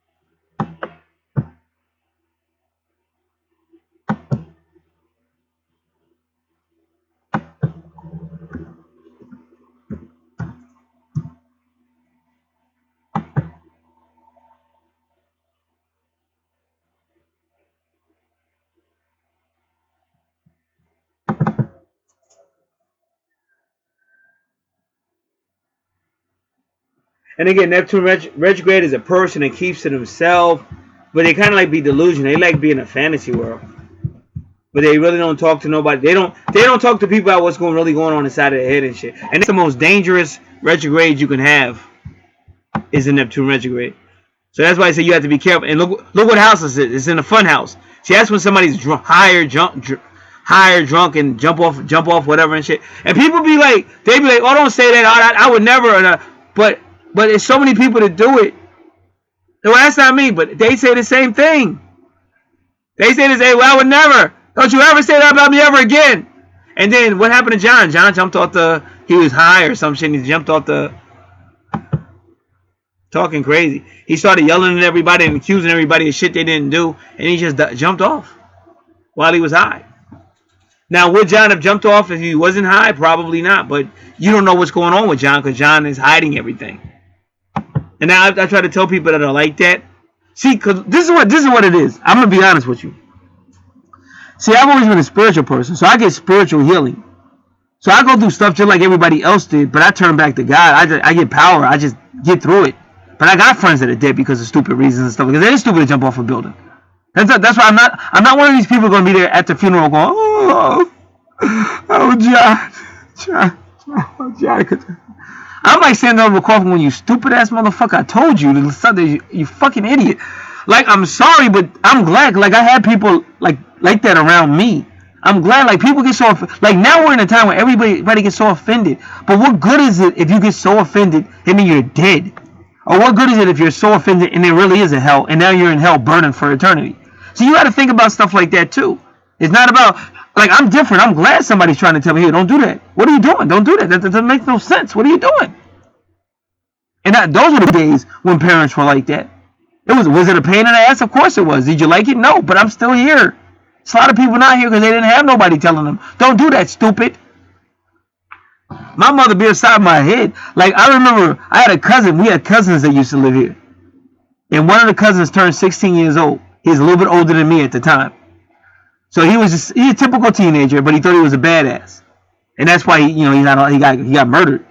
But you can't go on the app talking crazy because somebody gonna kill you. Like, but he was at that stage. He thought he was a badass. He was 16. Nobody gonna tell him what to do. He's getting drunk. He's doing everything. So, when I was real young, I don't know what it was, but when I was real young, my mother used to be here sometime. But it might have been on a Saturday or something. I just don't remember. I just remember I was like a young kid, and my mother was here, which she did because she's always had a job. My mother worked her whole life, so I don't even know. It must have been on a Saturday or whatever. But he said something to her because my father was working. He said something to her. I mean, some women would have got a little upset. Some might have started crying. What are you going to do with a 16-year-old boy? Some might have, started cursing at him. We had this metal broom. It was all metal broom, a black metal broom. My mother grabbed that broom hit him upside his head, grabbed him, and threw him out the house. And I seen it. Now my sister, another Virgo, my sister used to beat dudes up. Now this is way before females got physical. This is way before MMA and all that. And my sister used to just beat. There was no dude that could beat my sister. And these guys could fight. They was not no punks. They couldn't beat her. They'd fight and she'd win. They'd be crying because they couldn't beat her. And then the first person I ever see do aerobics was my mother. She'd get up and be up in the morning and stuff, had a little chant going on. Me and my younger sister, we still remember the chant. Because we was at this big social event one time. And I said the chant, and then my younger sister joined in. She's a grown adult too, but she's 3 years younger than me. So my point being made, and even like there's spiritual healing too. Like that's why I say it's kind of like a shame when people say they believe in Jesus Christ, but they don't believe in healing. It's a little oxymoron. It's a lack of faith, and it's a little oxymoron to say you believe the Bible, you believe in Jesus Christ, but you don't believe in healing. So that's the type of stuff I stand on, and I stand on it so much that I actually get offended if I don't get healed. Like I actually get mad because I really believe it's supposed. Like if you had an inheritance, your father was filthy rich. Now listen, Dawn, when you turn 18, I'm going to give you $500,000. But you got to turn 18, and he's got it. And then you turn 18, and Daddy acting like you gonna be like, yo, Dad, you promised me $500,000. I'm 18. I got stuff I want to do in my life. I need that money. And he acting like he don't hear you or something. Dad, you might throw a tantrum, and you should. He shouldn't have said it if he wasn't gonna give it to you. So that's my point. That you gotta have the same relationship, and then that's when you see the power. That's why I don't compromise astrology, because I'm gonna try to tell you again. When you read the scripture, without salvation, without that star, you had no Jesus Christ. Without Jesus Christ, you had no salvation. There's a reason why they wrote the Bible that way. All of it was owed to that star. And then they tell you again, it's going to be signs in the sun, moon, and stars. So constantly, the Bible's talking about astrology. And then when they told Abraham, your seed are going to be like the stars of heaven. And then in Revelation 12, you see this divine mother with the stars and the moon and all that. So if you think astrology is not this is stupid. Say, this verse right here. Yeah, but that's just one verse. I done just took you at least 5 or 6 verses. You got to learn how to balance it out. It's called using whatever they say, using the Bible to write or something. Whatever, teaching the Bible to write. But in other words, you got to learn how to understand what's going on in it.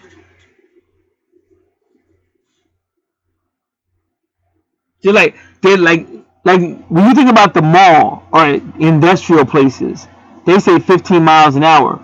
But when the mall is closed or the industrial complex is closed on a Saturday or a Sunday, ain't nobody out there, nobody's going to really be watching you to see if you're really doing 15. But they will be watching you on like Monday through Friday, whatever when it's ever is open. There'll be a cop out there waiting, and there'll be all kind of stuff just watching. Are you going to obey that speed limit? But really, nobody's really going to be out there waiting to see because ain't nobody out there. There's no cars. It's like you got to learn how to use your brain. You can't just follow this type of stuff. This stuff is deep. You have to be able to use the brain. All right. So give me one moment. We're going to look at the Neptune retrograde. And Neptune is very mystical too. Very mystical.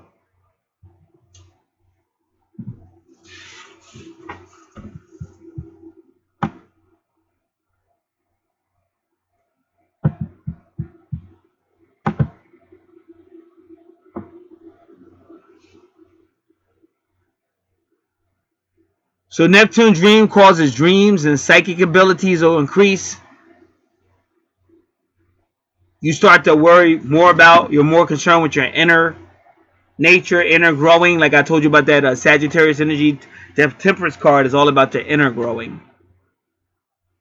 You start to use different forms of understanding. You might start using astrology, other ways to communicate, maybe sonic healing, maybe yoga. You might become more new age.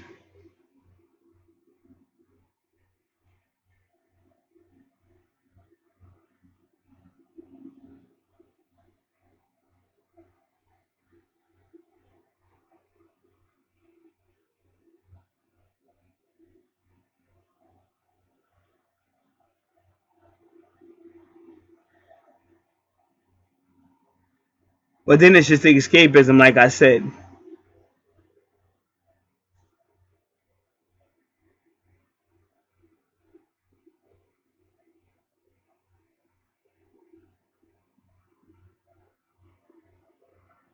So they saying this happens because in the past life you weren't able to carry out your dreams. Maybe you got laughed at.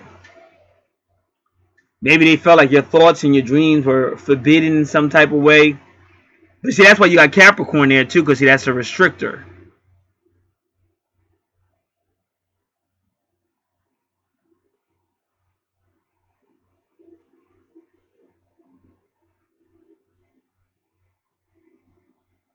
And you may have been forced to give up dreams or whatever in exchange for other responsibilities.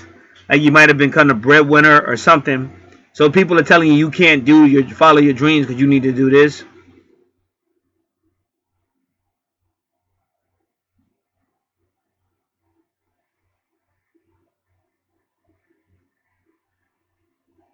So because of that, you just more tend to escape, go into your own world.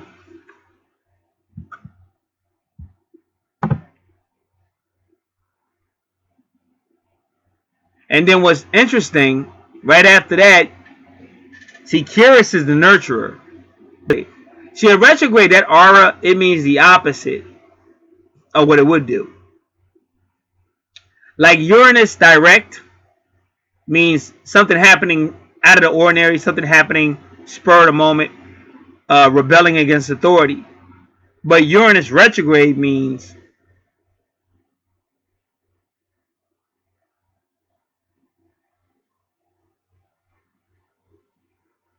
it's still out of the ordinary, but it's like Uranus direct, just a rebel, but you got power. Uranus retrograde it's just erratic. It's like it's almost the same thing, but now it's just erratic. Like people are like, what are they talking about? Whereas Uranus direct, you know why you're doing it. Everybody knows. Oh, I'm gonna stand up against these. I don't appreciate. I'm gonna stand up, fight for your rights. They know what you're talking about. But the Uranus retrograde, you're just out there. Like what are they talking about? I never did that to you. What are you talking about? Why are you accusing me?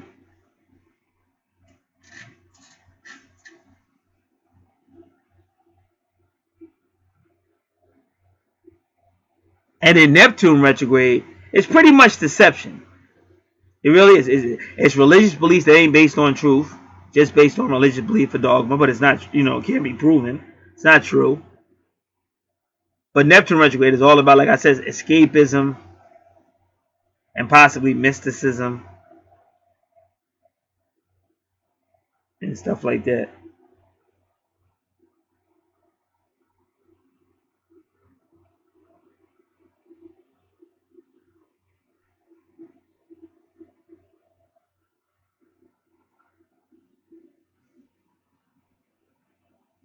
And then your true north node that looks like a huge horseshoe, the one at 27 degrees, that's supposed to have an aura. That's really the only thing on your chart that is supposed to have an aura in an ideal world. Now, if your true north node didn't have an aura, that means you would probably be in some type of dysfunction. Whatever house that is in, that means that house would be very dysfunctional.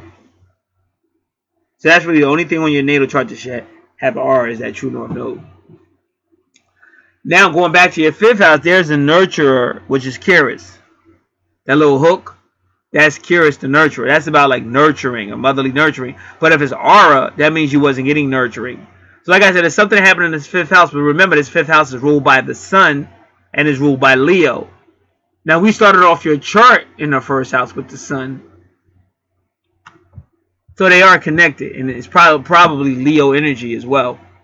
Because even your sun has that 16. See, Mars.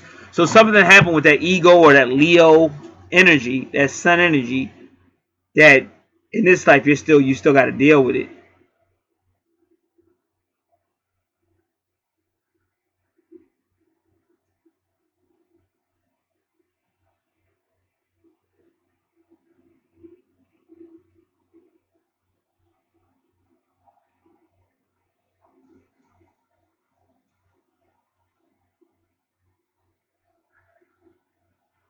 And 26 is the word of God. however people perceive it.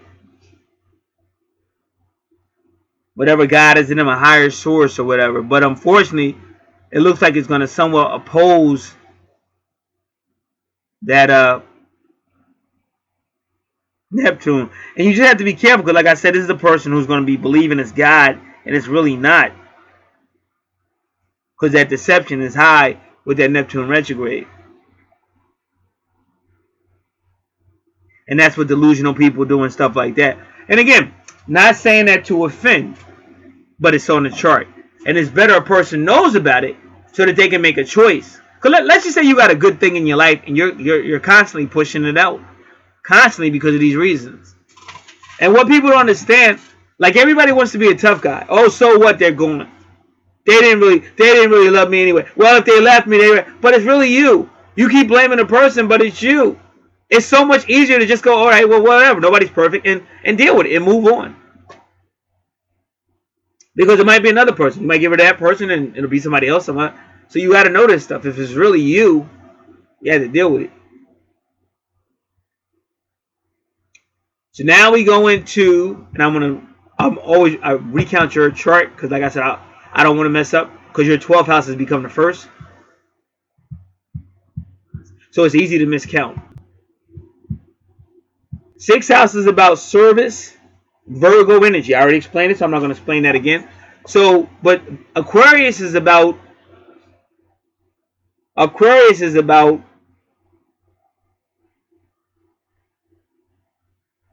the people, friends, association, groups, charity, technology.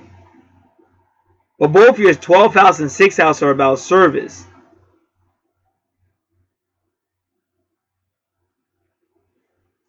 So you're serving the people. But if you look around, you got a triangle in that circle. That center circle. Down you got a triangle that goes from Virgo, which is about service, to Aquarius, which is about the people, but it's in a service house, and Virgo rules that house. And then Scorpio. And Scorpio is all about a supernatural power. Possibly supernatural change, especially with Pluto. So it's almost like you may find yourself in a position where you actually are influencing the people, friends, association, and groups.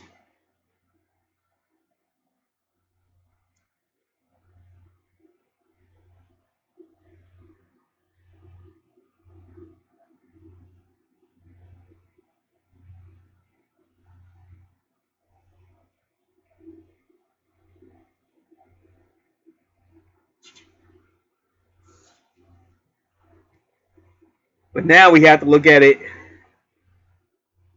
Saturn retrograde is all about abuse.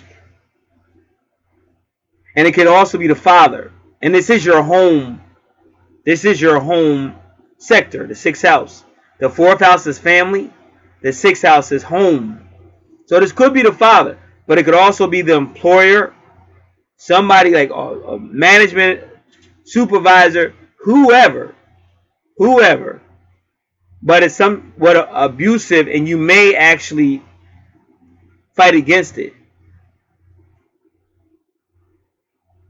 Now, I believe they also said that about Uranus retrograde is a person who doesn't really speak up for themselves. Or that might have been a Mars. Let me see your Mars. See, your Mars ain't retrograde, so it wasn't about Mars. So the Uranus retrograde, they don't really speak up for themselves. And they expect somebody else to speak up for them. And they get mad when somebody else doesn't speak up for them. But they say, like, with anything with a Saturn or a Uranus retrograde, you have to learn how to hold yourself accountable. Like, you don't let anybody just speak to you any way they want to. Because these type of people are afraid to speak up.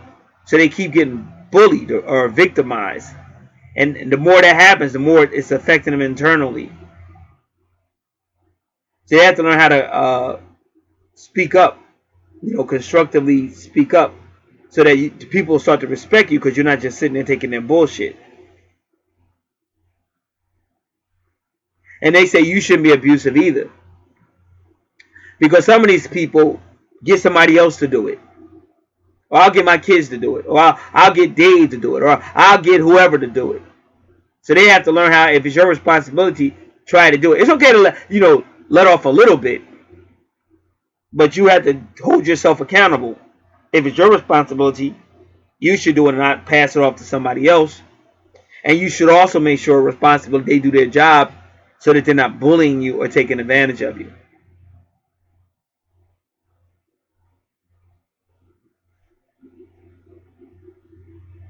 Now your Saturn retrograde is 13 degrees. Now that is the death card. Scorpio energy. So you can see by the number 14, it is part of your transformation. But in your life, you're going to have things that are dying and being rebuilt or restructured. So a lot of your journey on this life will be, you're going to see a lot of things go down. But the possibility of them resurrecting again is strong, or at least a restructuring.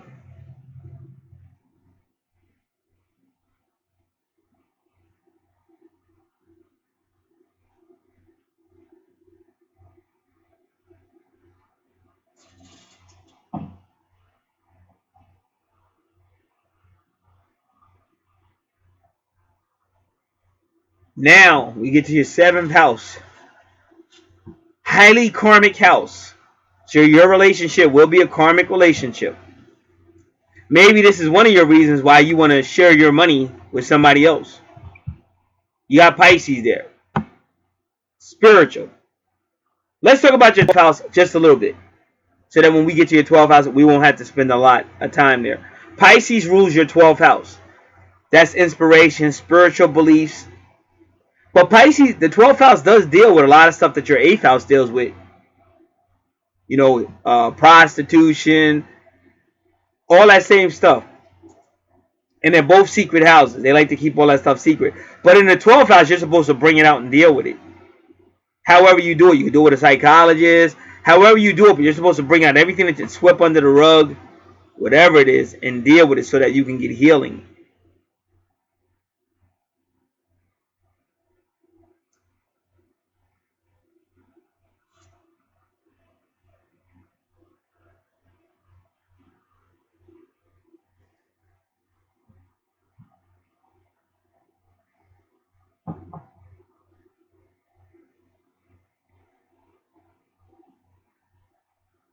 So this is the type of relationship. Because remember, Pisces rules your 12th house. And this is a karmic relationship. It is spiritual, but remember, we already learned that as this disillusional. Because a lot of people really bully you with religion. You got to be real careful. Because that's where I came up at. I was in a cult, but it was like in the 1980s. Messed my whole life up. And all the people around me. And it was all based on lies. Fake Bible. Fake theology.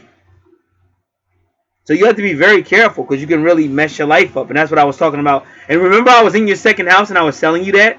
And now we're back in your 2nd house. Because this is your 7th house, ruled by Libra. And I told you about that whole young kid stuff and stuff with Vesta.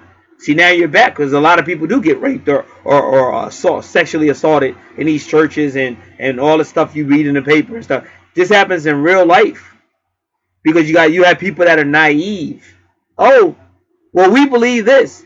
Yeah, but the reason why they're teaching you that crap is so that they can molest you and take you over. Take your money, take you over. Like what I said, it's the same house I said in there. So you can already see it. It's the same house. They control your money. Like, I don't know if you guys ever heard of Brother Stare. Dirty old man. But he's a pastor, though. Very powerful pastor. That's why these people, he's down south, these people do whatever he tells them to. But he was molesting all their kids and stuff like that. And he finally got caught and got in trouble. He's been doing it for decades. But he did it on YouTube at the wrong time. He did it when they were already putting Weinstein in jail. And Bill Cosby in jail. And any other pervert or rapist or whatever you want to call it in jail. So he did it. And they said, what is this? He did it on YouTube. And they definitely, he's old though. So they definitely locked him up. But then they let him out. They put him on house arrest. Because he would have died in prison. So they're like, well, just put him on house arrest. And he can't have no kids around him.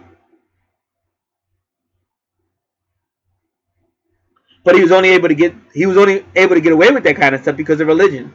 Those people were naive, and whatever he said, they did. Yes, sir, whatever you want. Listen, you need to be teaching your daughter some skills. Send your daughter into my office. And oh, yes, Pastor. Thank you, Pastor. Thank you for the opportunity. And he's in there molesting a little girl and stuff.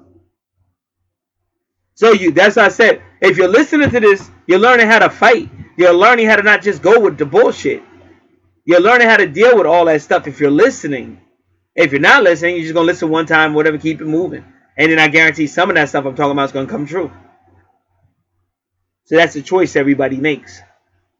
So now now that cross is called the vertex. That cross is showing you things that are going to happen in your life that are fated events. It's fate. It's destiny. And it could be a soul mate or a twin soul situation. So 21 is, like I said, it's the world card. It's karma. It's about endings.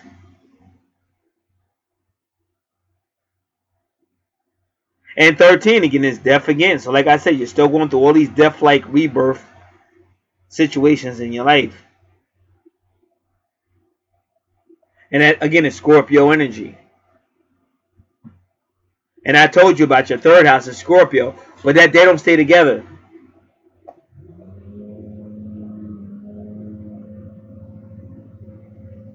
All right, I gotta turn this off. All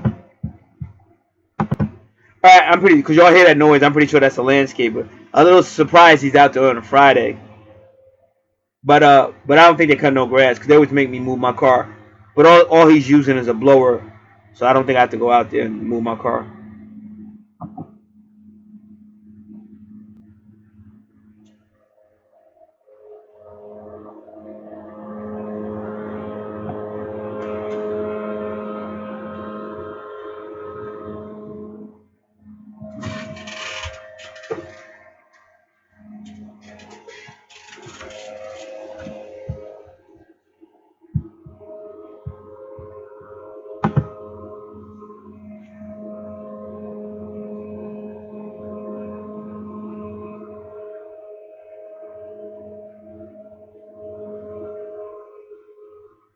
All right.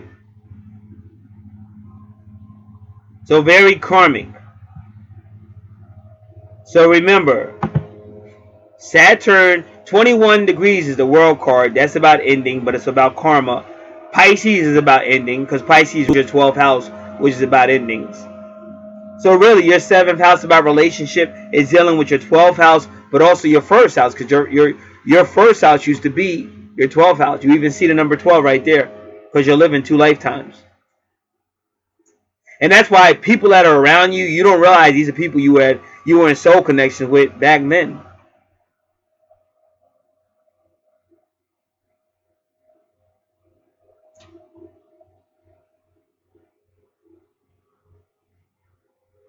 So there's possibilities you might have spiritual situations, financial situations, and relationship situations in your life that may deal with some form of karma or some form of legal law. But even if it's not legal law, it could even be universal law.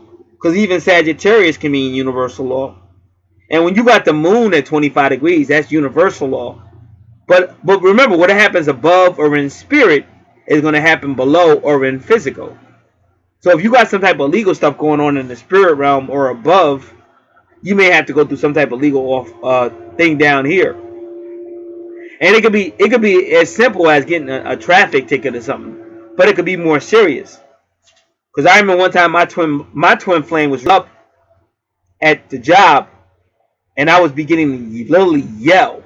But I would come home and I would be so mad, and I would yell and yell, and then I go to work the next day, and they call a meeting. The human resources or the personnel people call a meeting, And the main two people that the woman was talking to, the head of personnel or human resources, was me and her. She would look at me and say a few things, then she would look at her, even though it was other people in the room. But see, your job is karma, career. That house is Saturn, ruled by Capricorn. That's really your 15th house. See, your house of fun is also really your career sector. With Capricorn, that's your career house.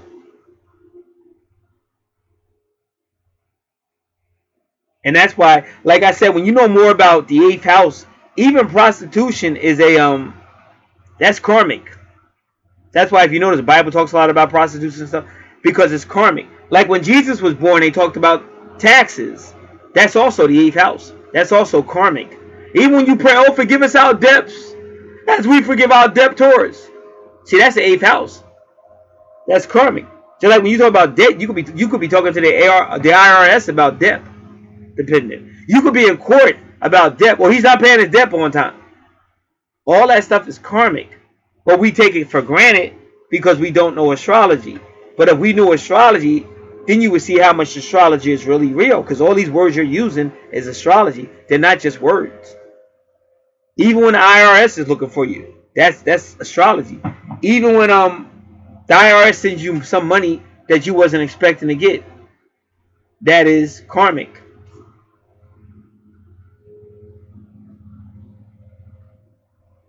And I'm just going to pause this for a moment.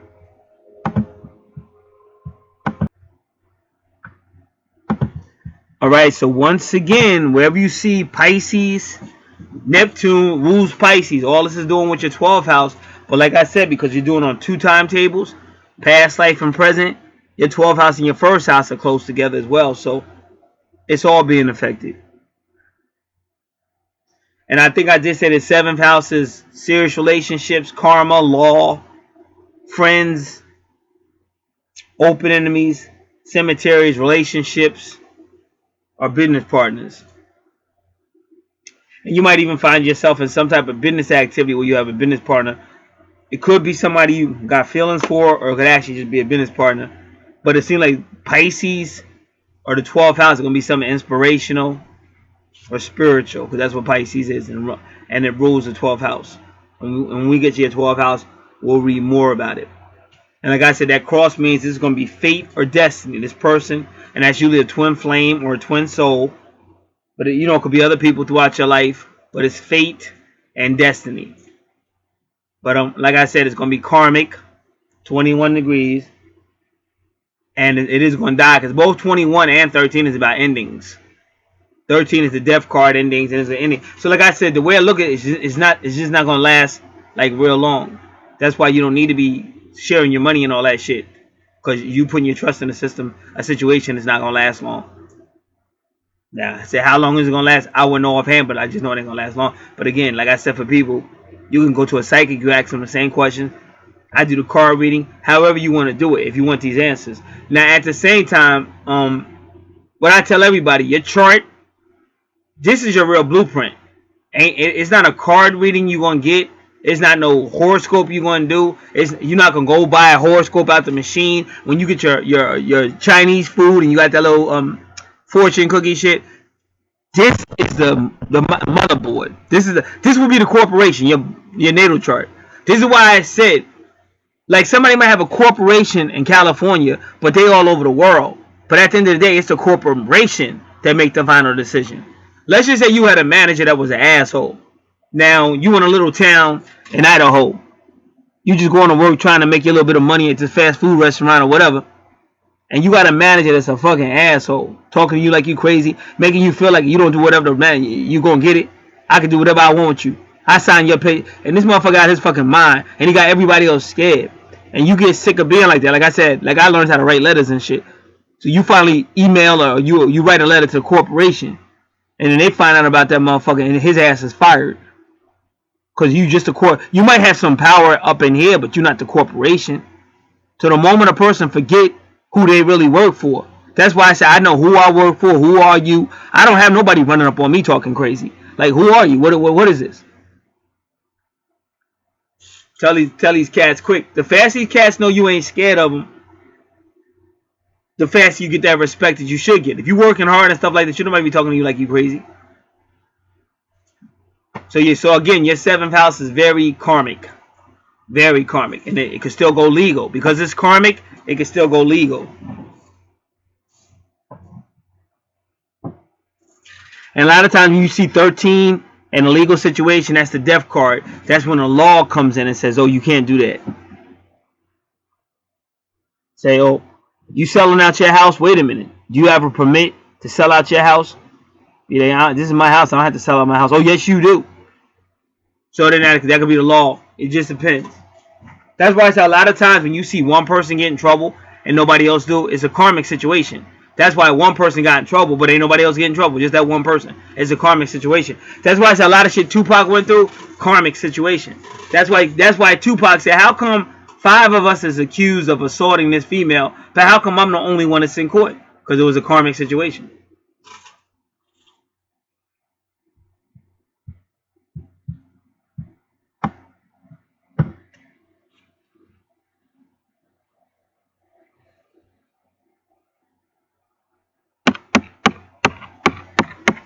Now your 8th house, like I said, you got to get that free report. Read everything in your 8th house because it's supernatural. It's everything. It's money. It's taxes. It's the IRS. It's debt. It's just supernatural. Forbidden knowledge. Hidden knowledge.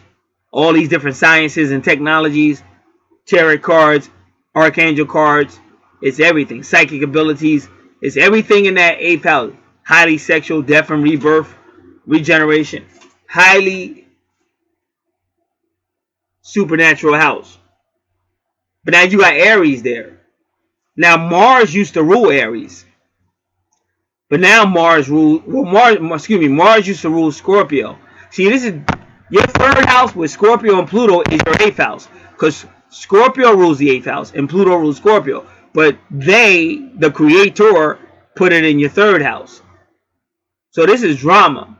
And this is somebody that's capable of flying off the hook and all of that. All of that.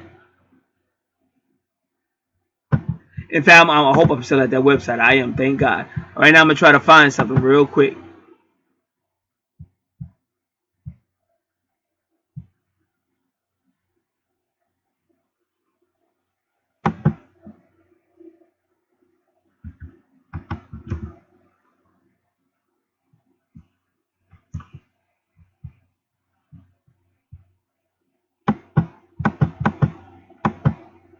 Alright, so I was looking for road rage. But road rage is under Mars retrograde. And your Mars is in retrograde. But you got so many retrogrades. And you already still got a lot of Mars energy. So I would still say it. Because you got a whole bunch of Mars energy on your chart.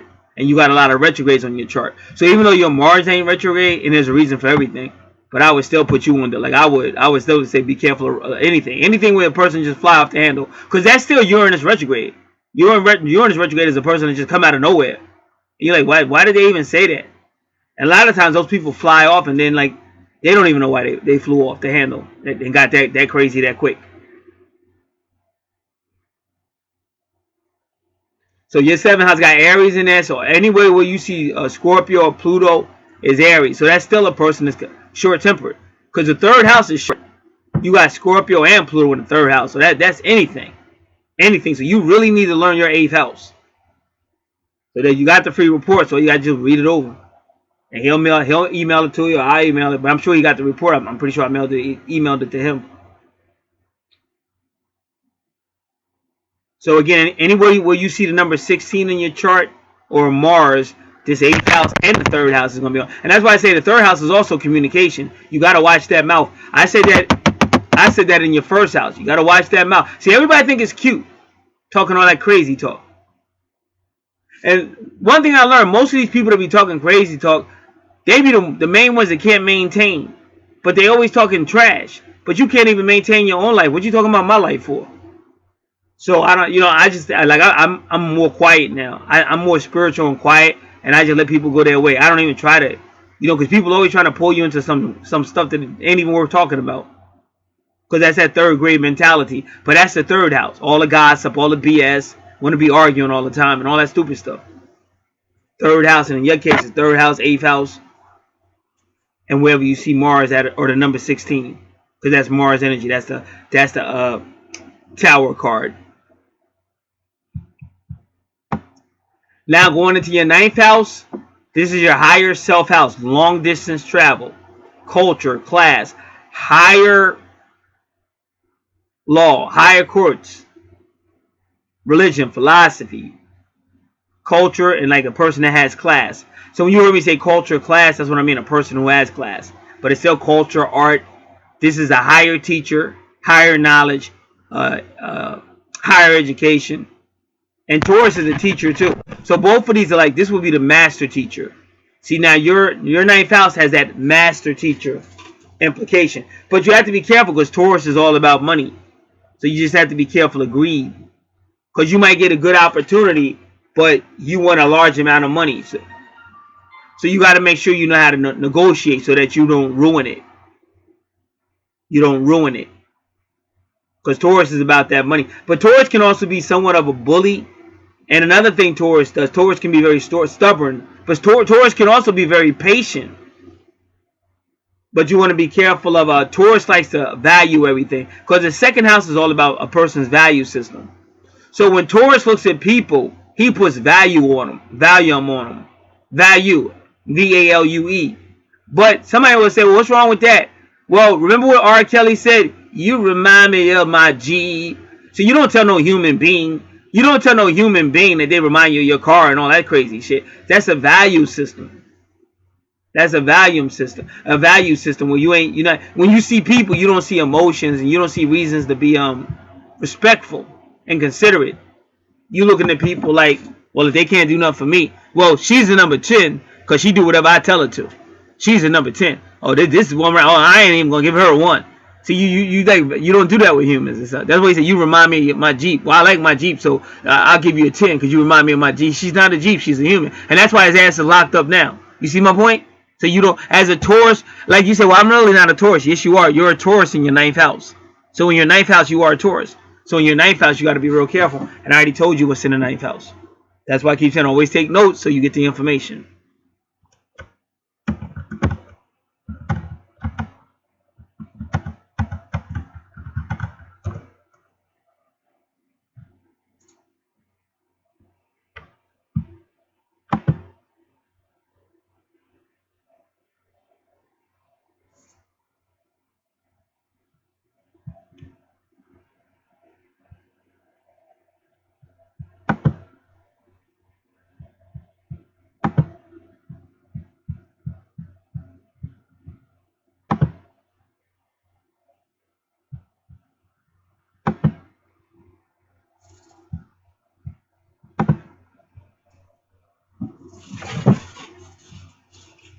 Now, if you want to understand your 9th house better, because I said we needed to get there.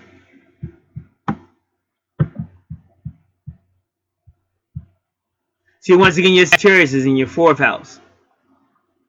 So this might be a traveling family. It could be a military family. It's kind of like a family that's on the run. You know, moving around and stuff.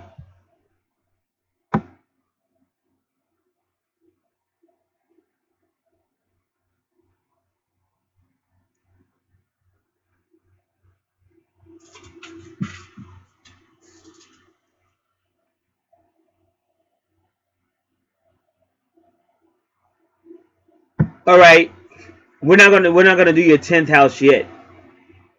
Now we're going to your 11th house. See, again, just like I said, see how your family. See, Cancer is your family, but it's in your 11th house of Aquarius. But Aquarius is friends, association, groups, the community. So this is a person that's moving around. This is a family that's moving around. So they see people like a friends. They might call other people family. Oh, what's up, fam? What's up, family? What's up, fam? But really, your Cancer should be in your 4th house. So when your Cancer is in your 11th house, this is a person whose family was friends, association, groups, any type of location where people are.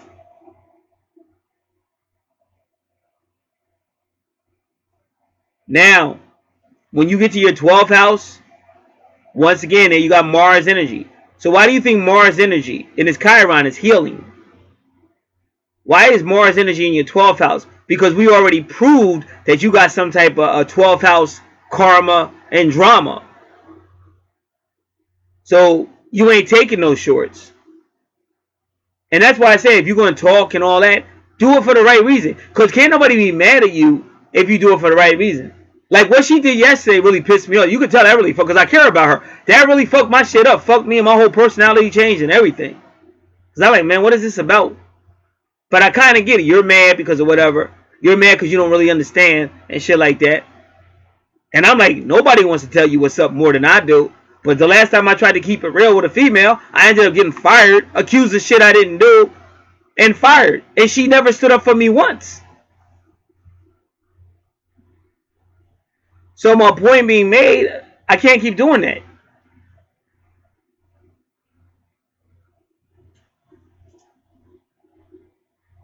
And just for the record, I'm always going to fight.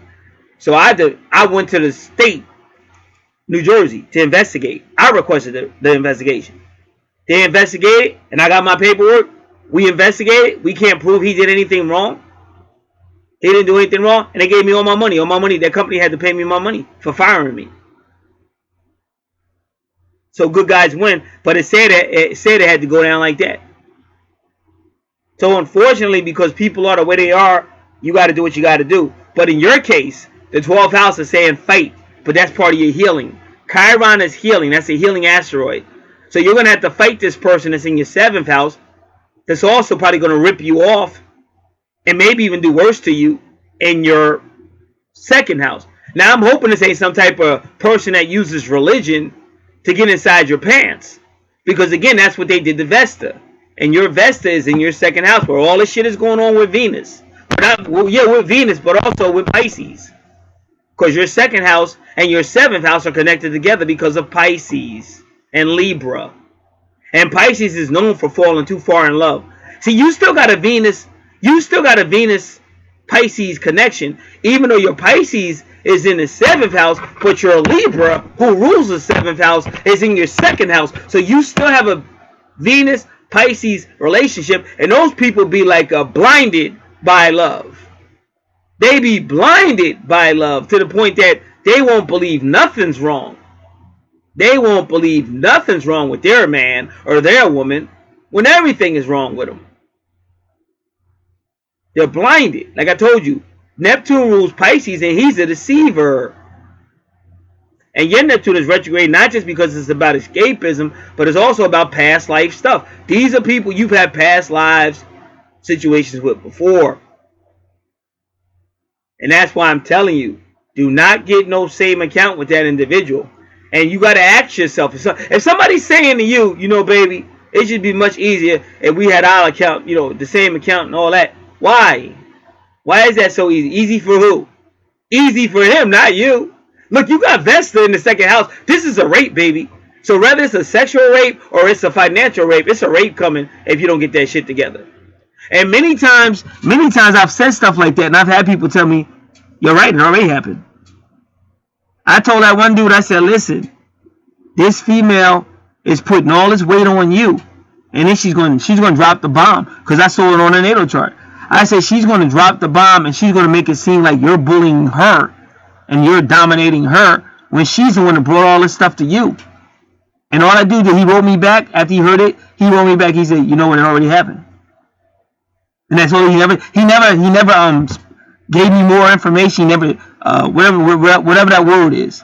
When you start speaking, telling people what happened, he never said none of that. But he let me know I wasn't lying. So on your chart, I can see it. That's the worst mistake. That's one of the worst mistakes you can make. I tell you the two mistakes you can make, and it's all about service. Because one is Pisces energy in your 7th house, and the other one is that Virgo with all that criticizing and talking crazy. So whether you talk crazy verbally or it's inside of you, but I'm telling you, get rid of it. Get rid of it, because you can still make your point without, people want to be witty and they want to be putting other people, making other people look stupid and all. Don't do that, because all you're going to do is divide people. I was furious yesterday. Now I'm like, I don't need this shit. And she ain't going to get a fair one, because every time I gave her brought a fair one, I'm the one that gets, I ain't doing that no more. So she actually could be an angel in human body. I can't risk it, because every time I risk that shit, I'm the one carrying the dead weight.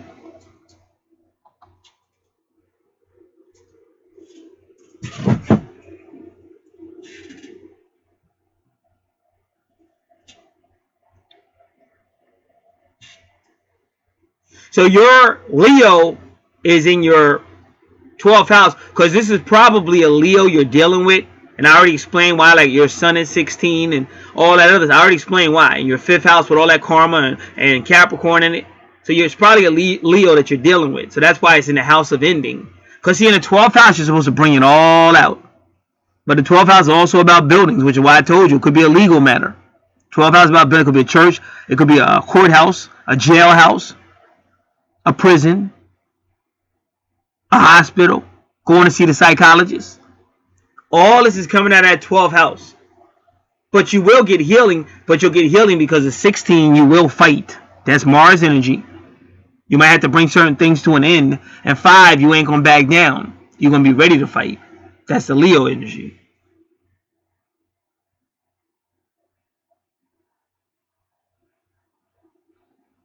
So that's the main thing. Don't do the do. I tell anybody, this is what you do. Let them know, okay, that's a good idea. We could get an account and we both each put money in it. But I would never give nobody my passwords and that bullshit to my account. That shit ain't happening. Like that would be with somebody who's been married to me for like a considerable amount of time. Because I wouldn't even bring that up. Like when I was young and stupid, I used to do shit like that.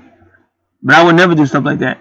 Even when I was with the Kenyan, me and her had this shit, but it was all too much. My Kenyan was always doing crazy shit. So we was always arguing. See, if you're going to be arguing, you don't need to be having no mutual accounts and shit like that. Because y'all going to fuck that shit up. Skills are fronts, but sometimes I gotta use explicits because that's what's going to happen in a relationship. Even let's say you're a squeaky clean family and you never use foul language. But it's still going to be foul. It's almost like, because what y'all going to do to each other is still going to be foul. So it's still like, might as well say it. Because maybe I can wake somebody up and smack them so they don't make that stupid mistake. But your money house and your relation house is saying fool in love. That Venus in Pisces. Venus in Pisces. Fool in love. Believe anything. This guy gets you to pay for a hotel room and then tell you some crazy shit.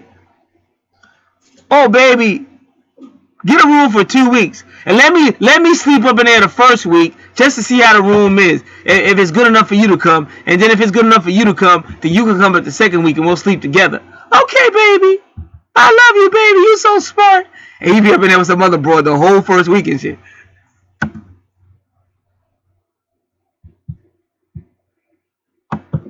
Because people lie and have no conscience. So Mike Tyson talked about Tyson Fury, but that's before he beat the crap out of This was a week ago. So this happened before he beat the crap out of Deontay Wilder. So I'm sure Mike Tyson might be saying something different now.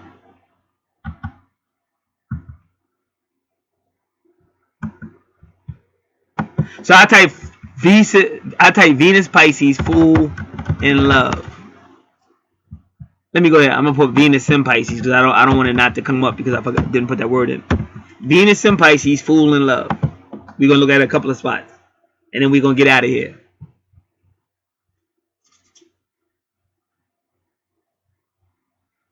Now this person says Venus in Pisces, love beyond this world. She said it. Now this is Lily Live Tarot. Live Tarot. Venus and Pisces, December 2019. Everybody plays a fool sometimes. Time for a reality check. So she's telling us Venus and Pisces, yo, you playing a fool. It's time for me to check your ass. Like I'm trying to save you. I talk that real talk. I don't have no time for a lot of adults have like 12-year-old mentalities and 13-year-old mentalities. And all you're doing is destroying relationships and just destroying shit.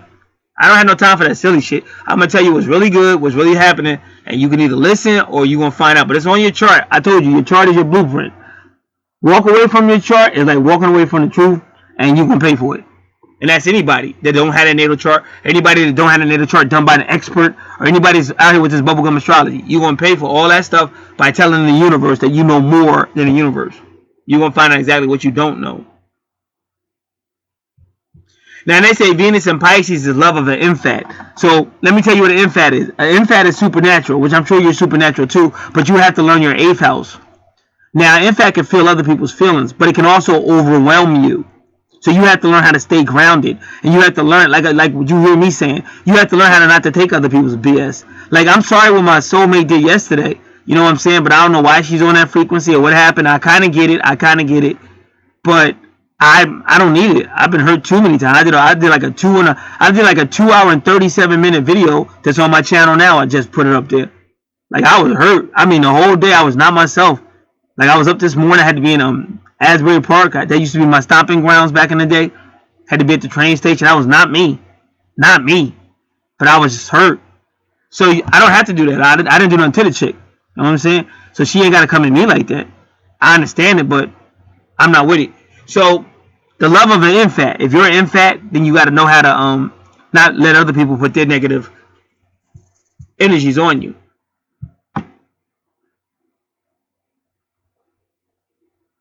Now this she calls herself the Astro Nerd. Now I love the nerds. Yay!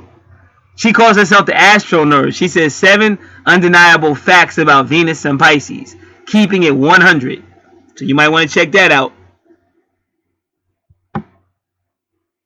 And now this one says Astro D stars. Astro D stars.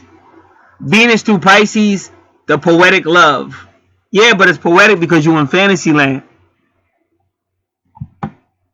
See, let me understand. Just because you love somebody unconditionally and love somebody, that don't mean they love you the same way. And I'm telling you, I already see deception on your chart, and it's like a ticket. Your 7th house don't look all that hot, and then the 2nd house look bad because your 2nd house is saying some form of rape, either literal rape or financial rape. But it's a rape coming if you don't get your shit in check. So now this guy says the quiet intensity. Venus and Pisces, fool's gold. Fool's gold. What is fool gold? When you sell somebody some old yellow BS and you got them thinking that's gold. Oh, this nice man. I was just walking up the street and a man walked up to me and said, "Oh, you want some gold? You going to buy this gold?" And I just took it. I got a good buy person. And shit. You pay this dude like $100 for some gold and finding that shit ain't even worth 2 cents. That's fool's gold. Now, again, I'm not saying don't fall. I'm not saying nothing about love and all that. I'm saying be smart. Be smart. Don't believe that. Don't believe that hype because it's gonna be a lie. It's gonna be a Neptunian lie, the same type of lie that's giving you the same holy books and all that stuff, where none of that stuff really happened, and that stuff was taken from societies before that time. And then lying. Not saying it's not powerful and it's not spiritual, but just what they telling you ain't true. And anything that ain't true, it can only be but so much powerful. That's like, unfortunately, like I said, it's a female out here in New Jersey. She jumped in a car because she thought it was Uber. Okay, like I always tell people to slow down. I tell people constantly to slow down. And I tell you again. So I guess she was in a rush, and so she saw the car and she just ran. Oh, you Uber and jumped in or whatever. And he saw a golden opportunity, and now she's dead, raped and dead. Just for jumping in the car. So you gotta slow down and find out what's going on. And if it's a real man, he should want you to be protected. That's why any man that is basically putting what he wants from you above your safety is an asshole. But I don't know. That seems like the type of men you ladies like, most of y'all. So I don't know. Maybe y'all get what y'all deserve. I don't know. So I just say slow down. Now her name is the Beautiful Understandings.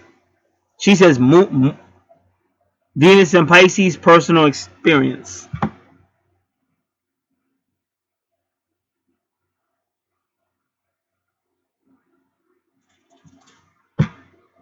So if you ever get tarot card reading and a fool card comes out, or if the fool card keeps coming out, that's why. It's exactly saying what I'm saying to you. It's warning you not to be that fool. Not to just believe something, dive in stuff. It's warning you not to. If it keeps coming out. Because like I said, say it comes out one time. Then that might not be what it means. But if you get reading and it just keeps coming out, that's why. Like my reading, I always get the Emperor card. Now, why do I get the Emperor card? Because the Emperor is about somebody who protects his heart with steel. And for some reason, they seem to affiliate that not just with being hurt by women, but being hurt by dad, like my father. So I don't know, because I know one time I got in an argument with my sisters when my other sister was alive, and they said, oh, you know, that experience you went through in the 1990 changed you. It changed you. I said, that experience didn't change me. I said, this crazy ass family changed me. I said, what changed me is a psycho dad beating the hell out of me and shit. I said, that's what changed me. So, just to let you know a heads up on that. But that does more or less conclude this read. Keep in mind, I still got offers going on, sales going on. You can request the most recent services offered and price lists.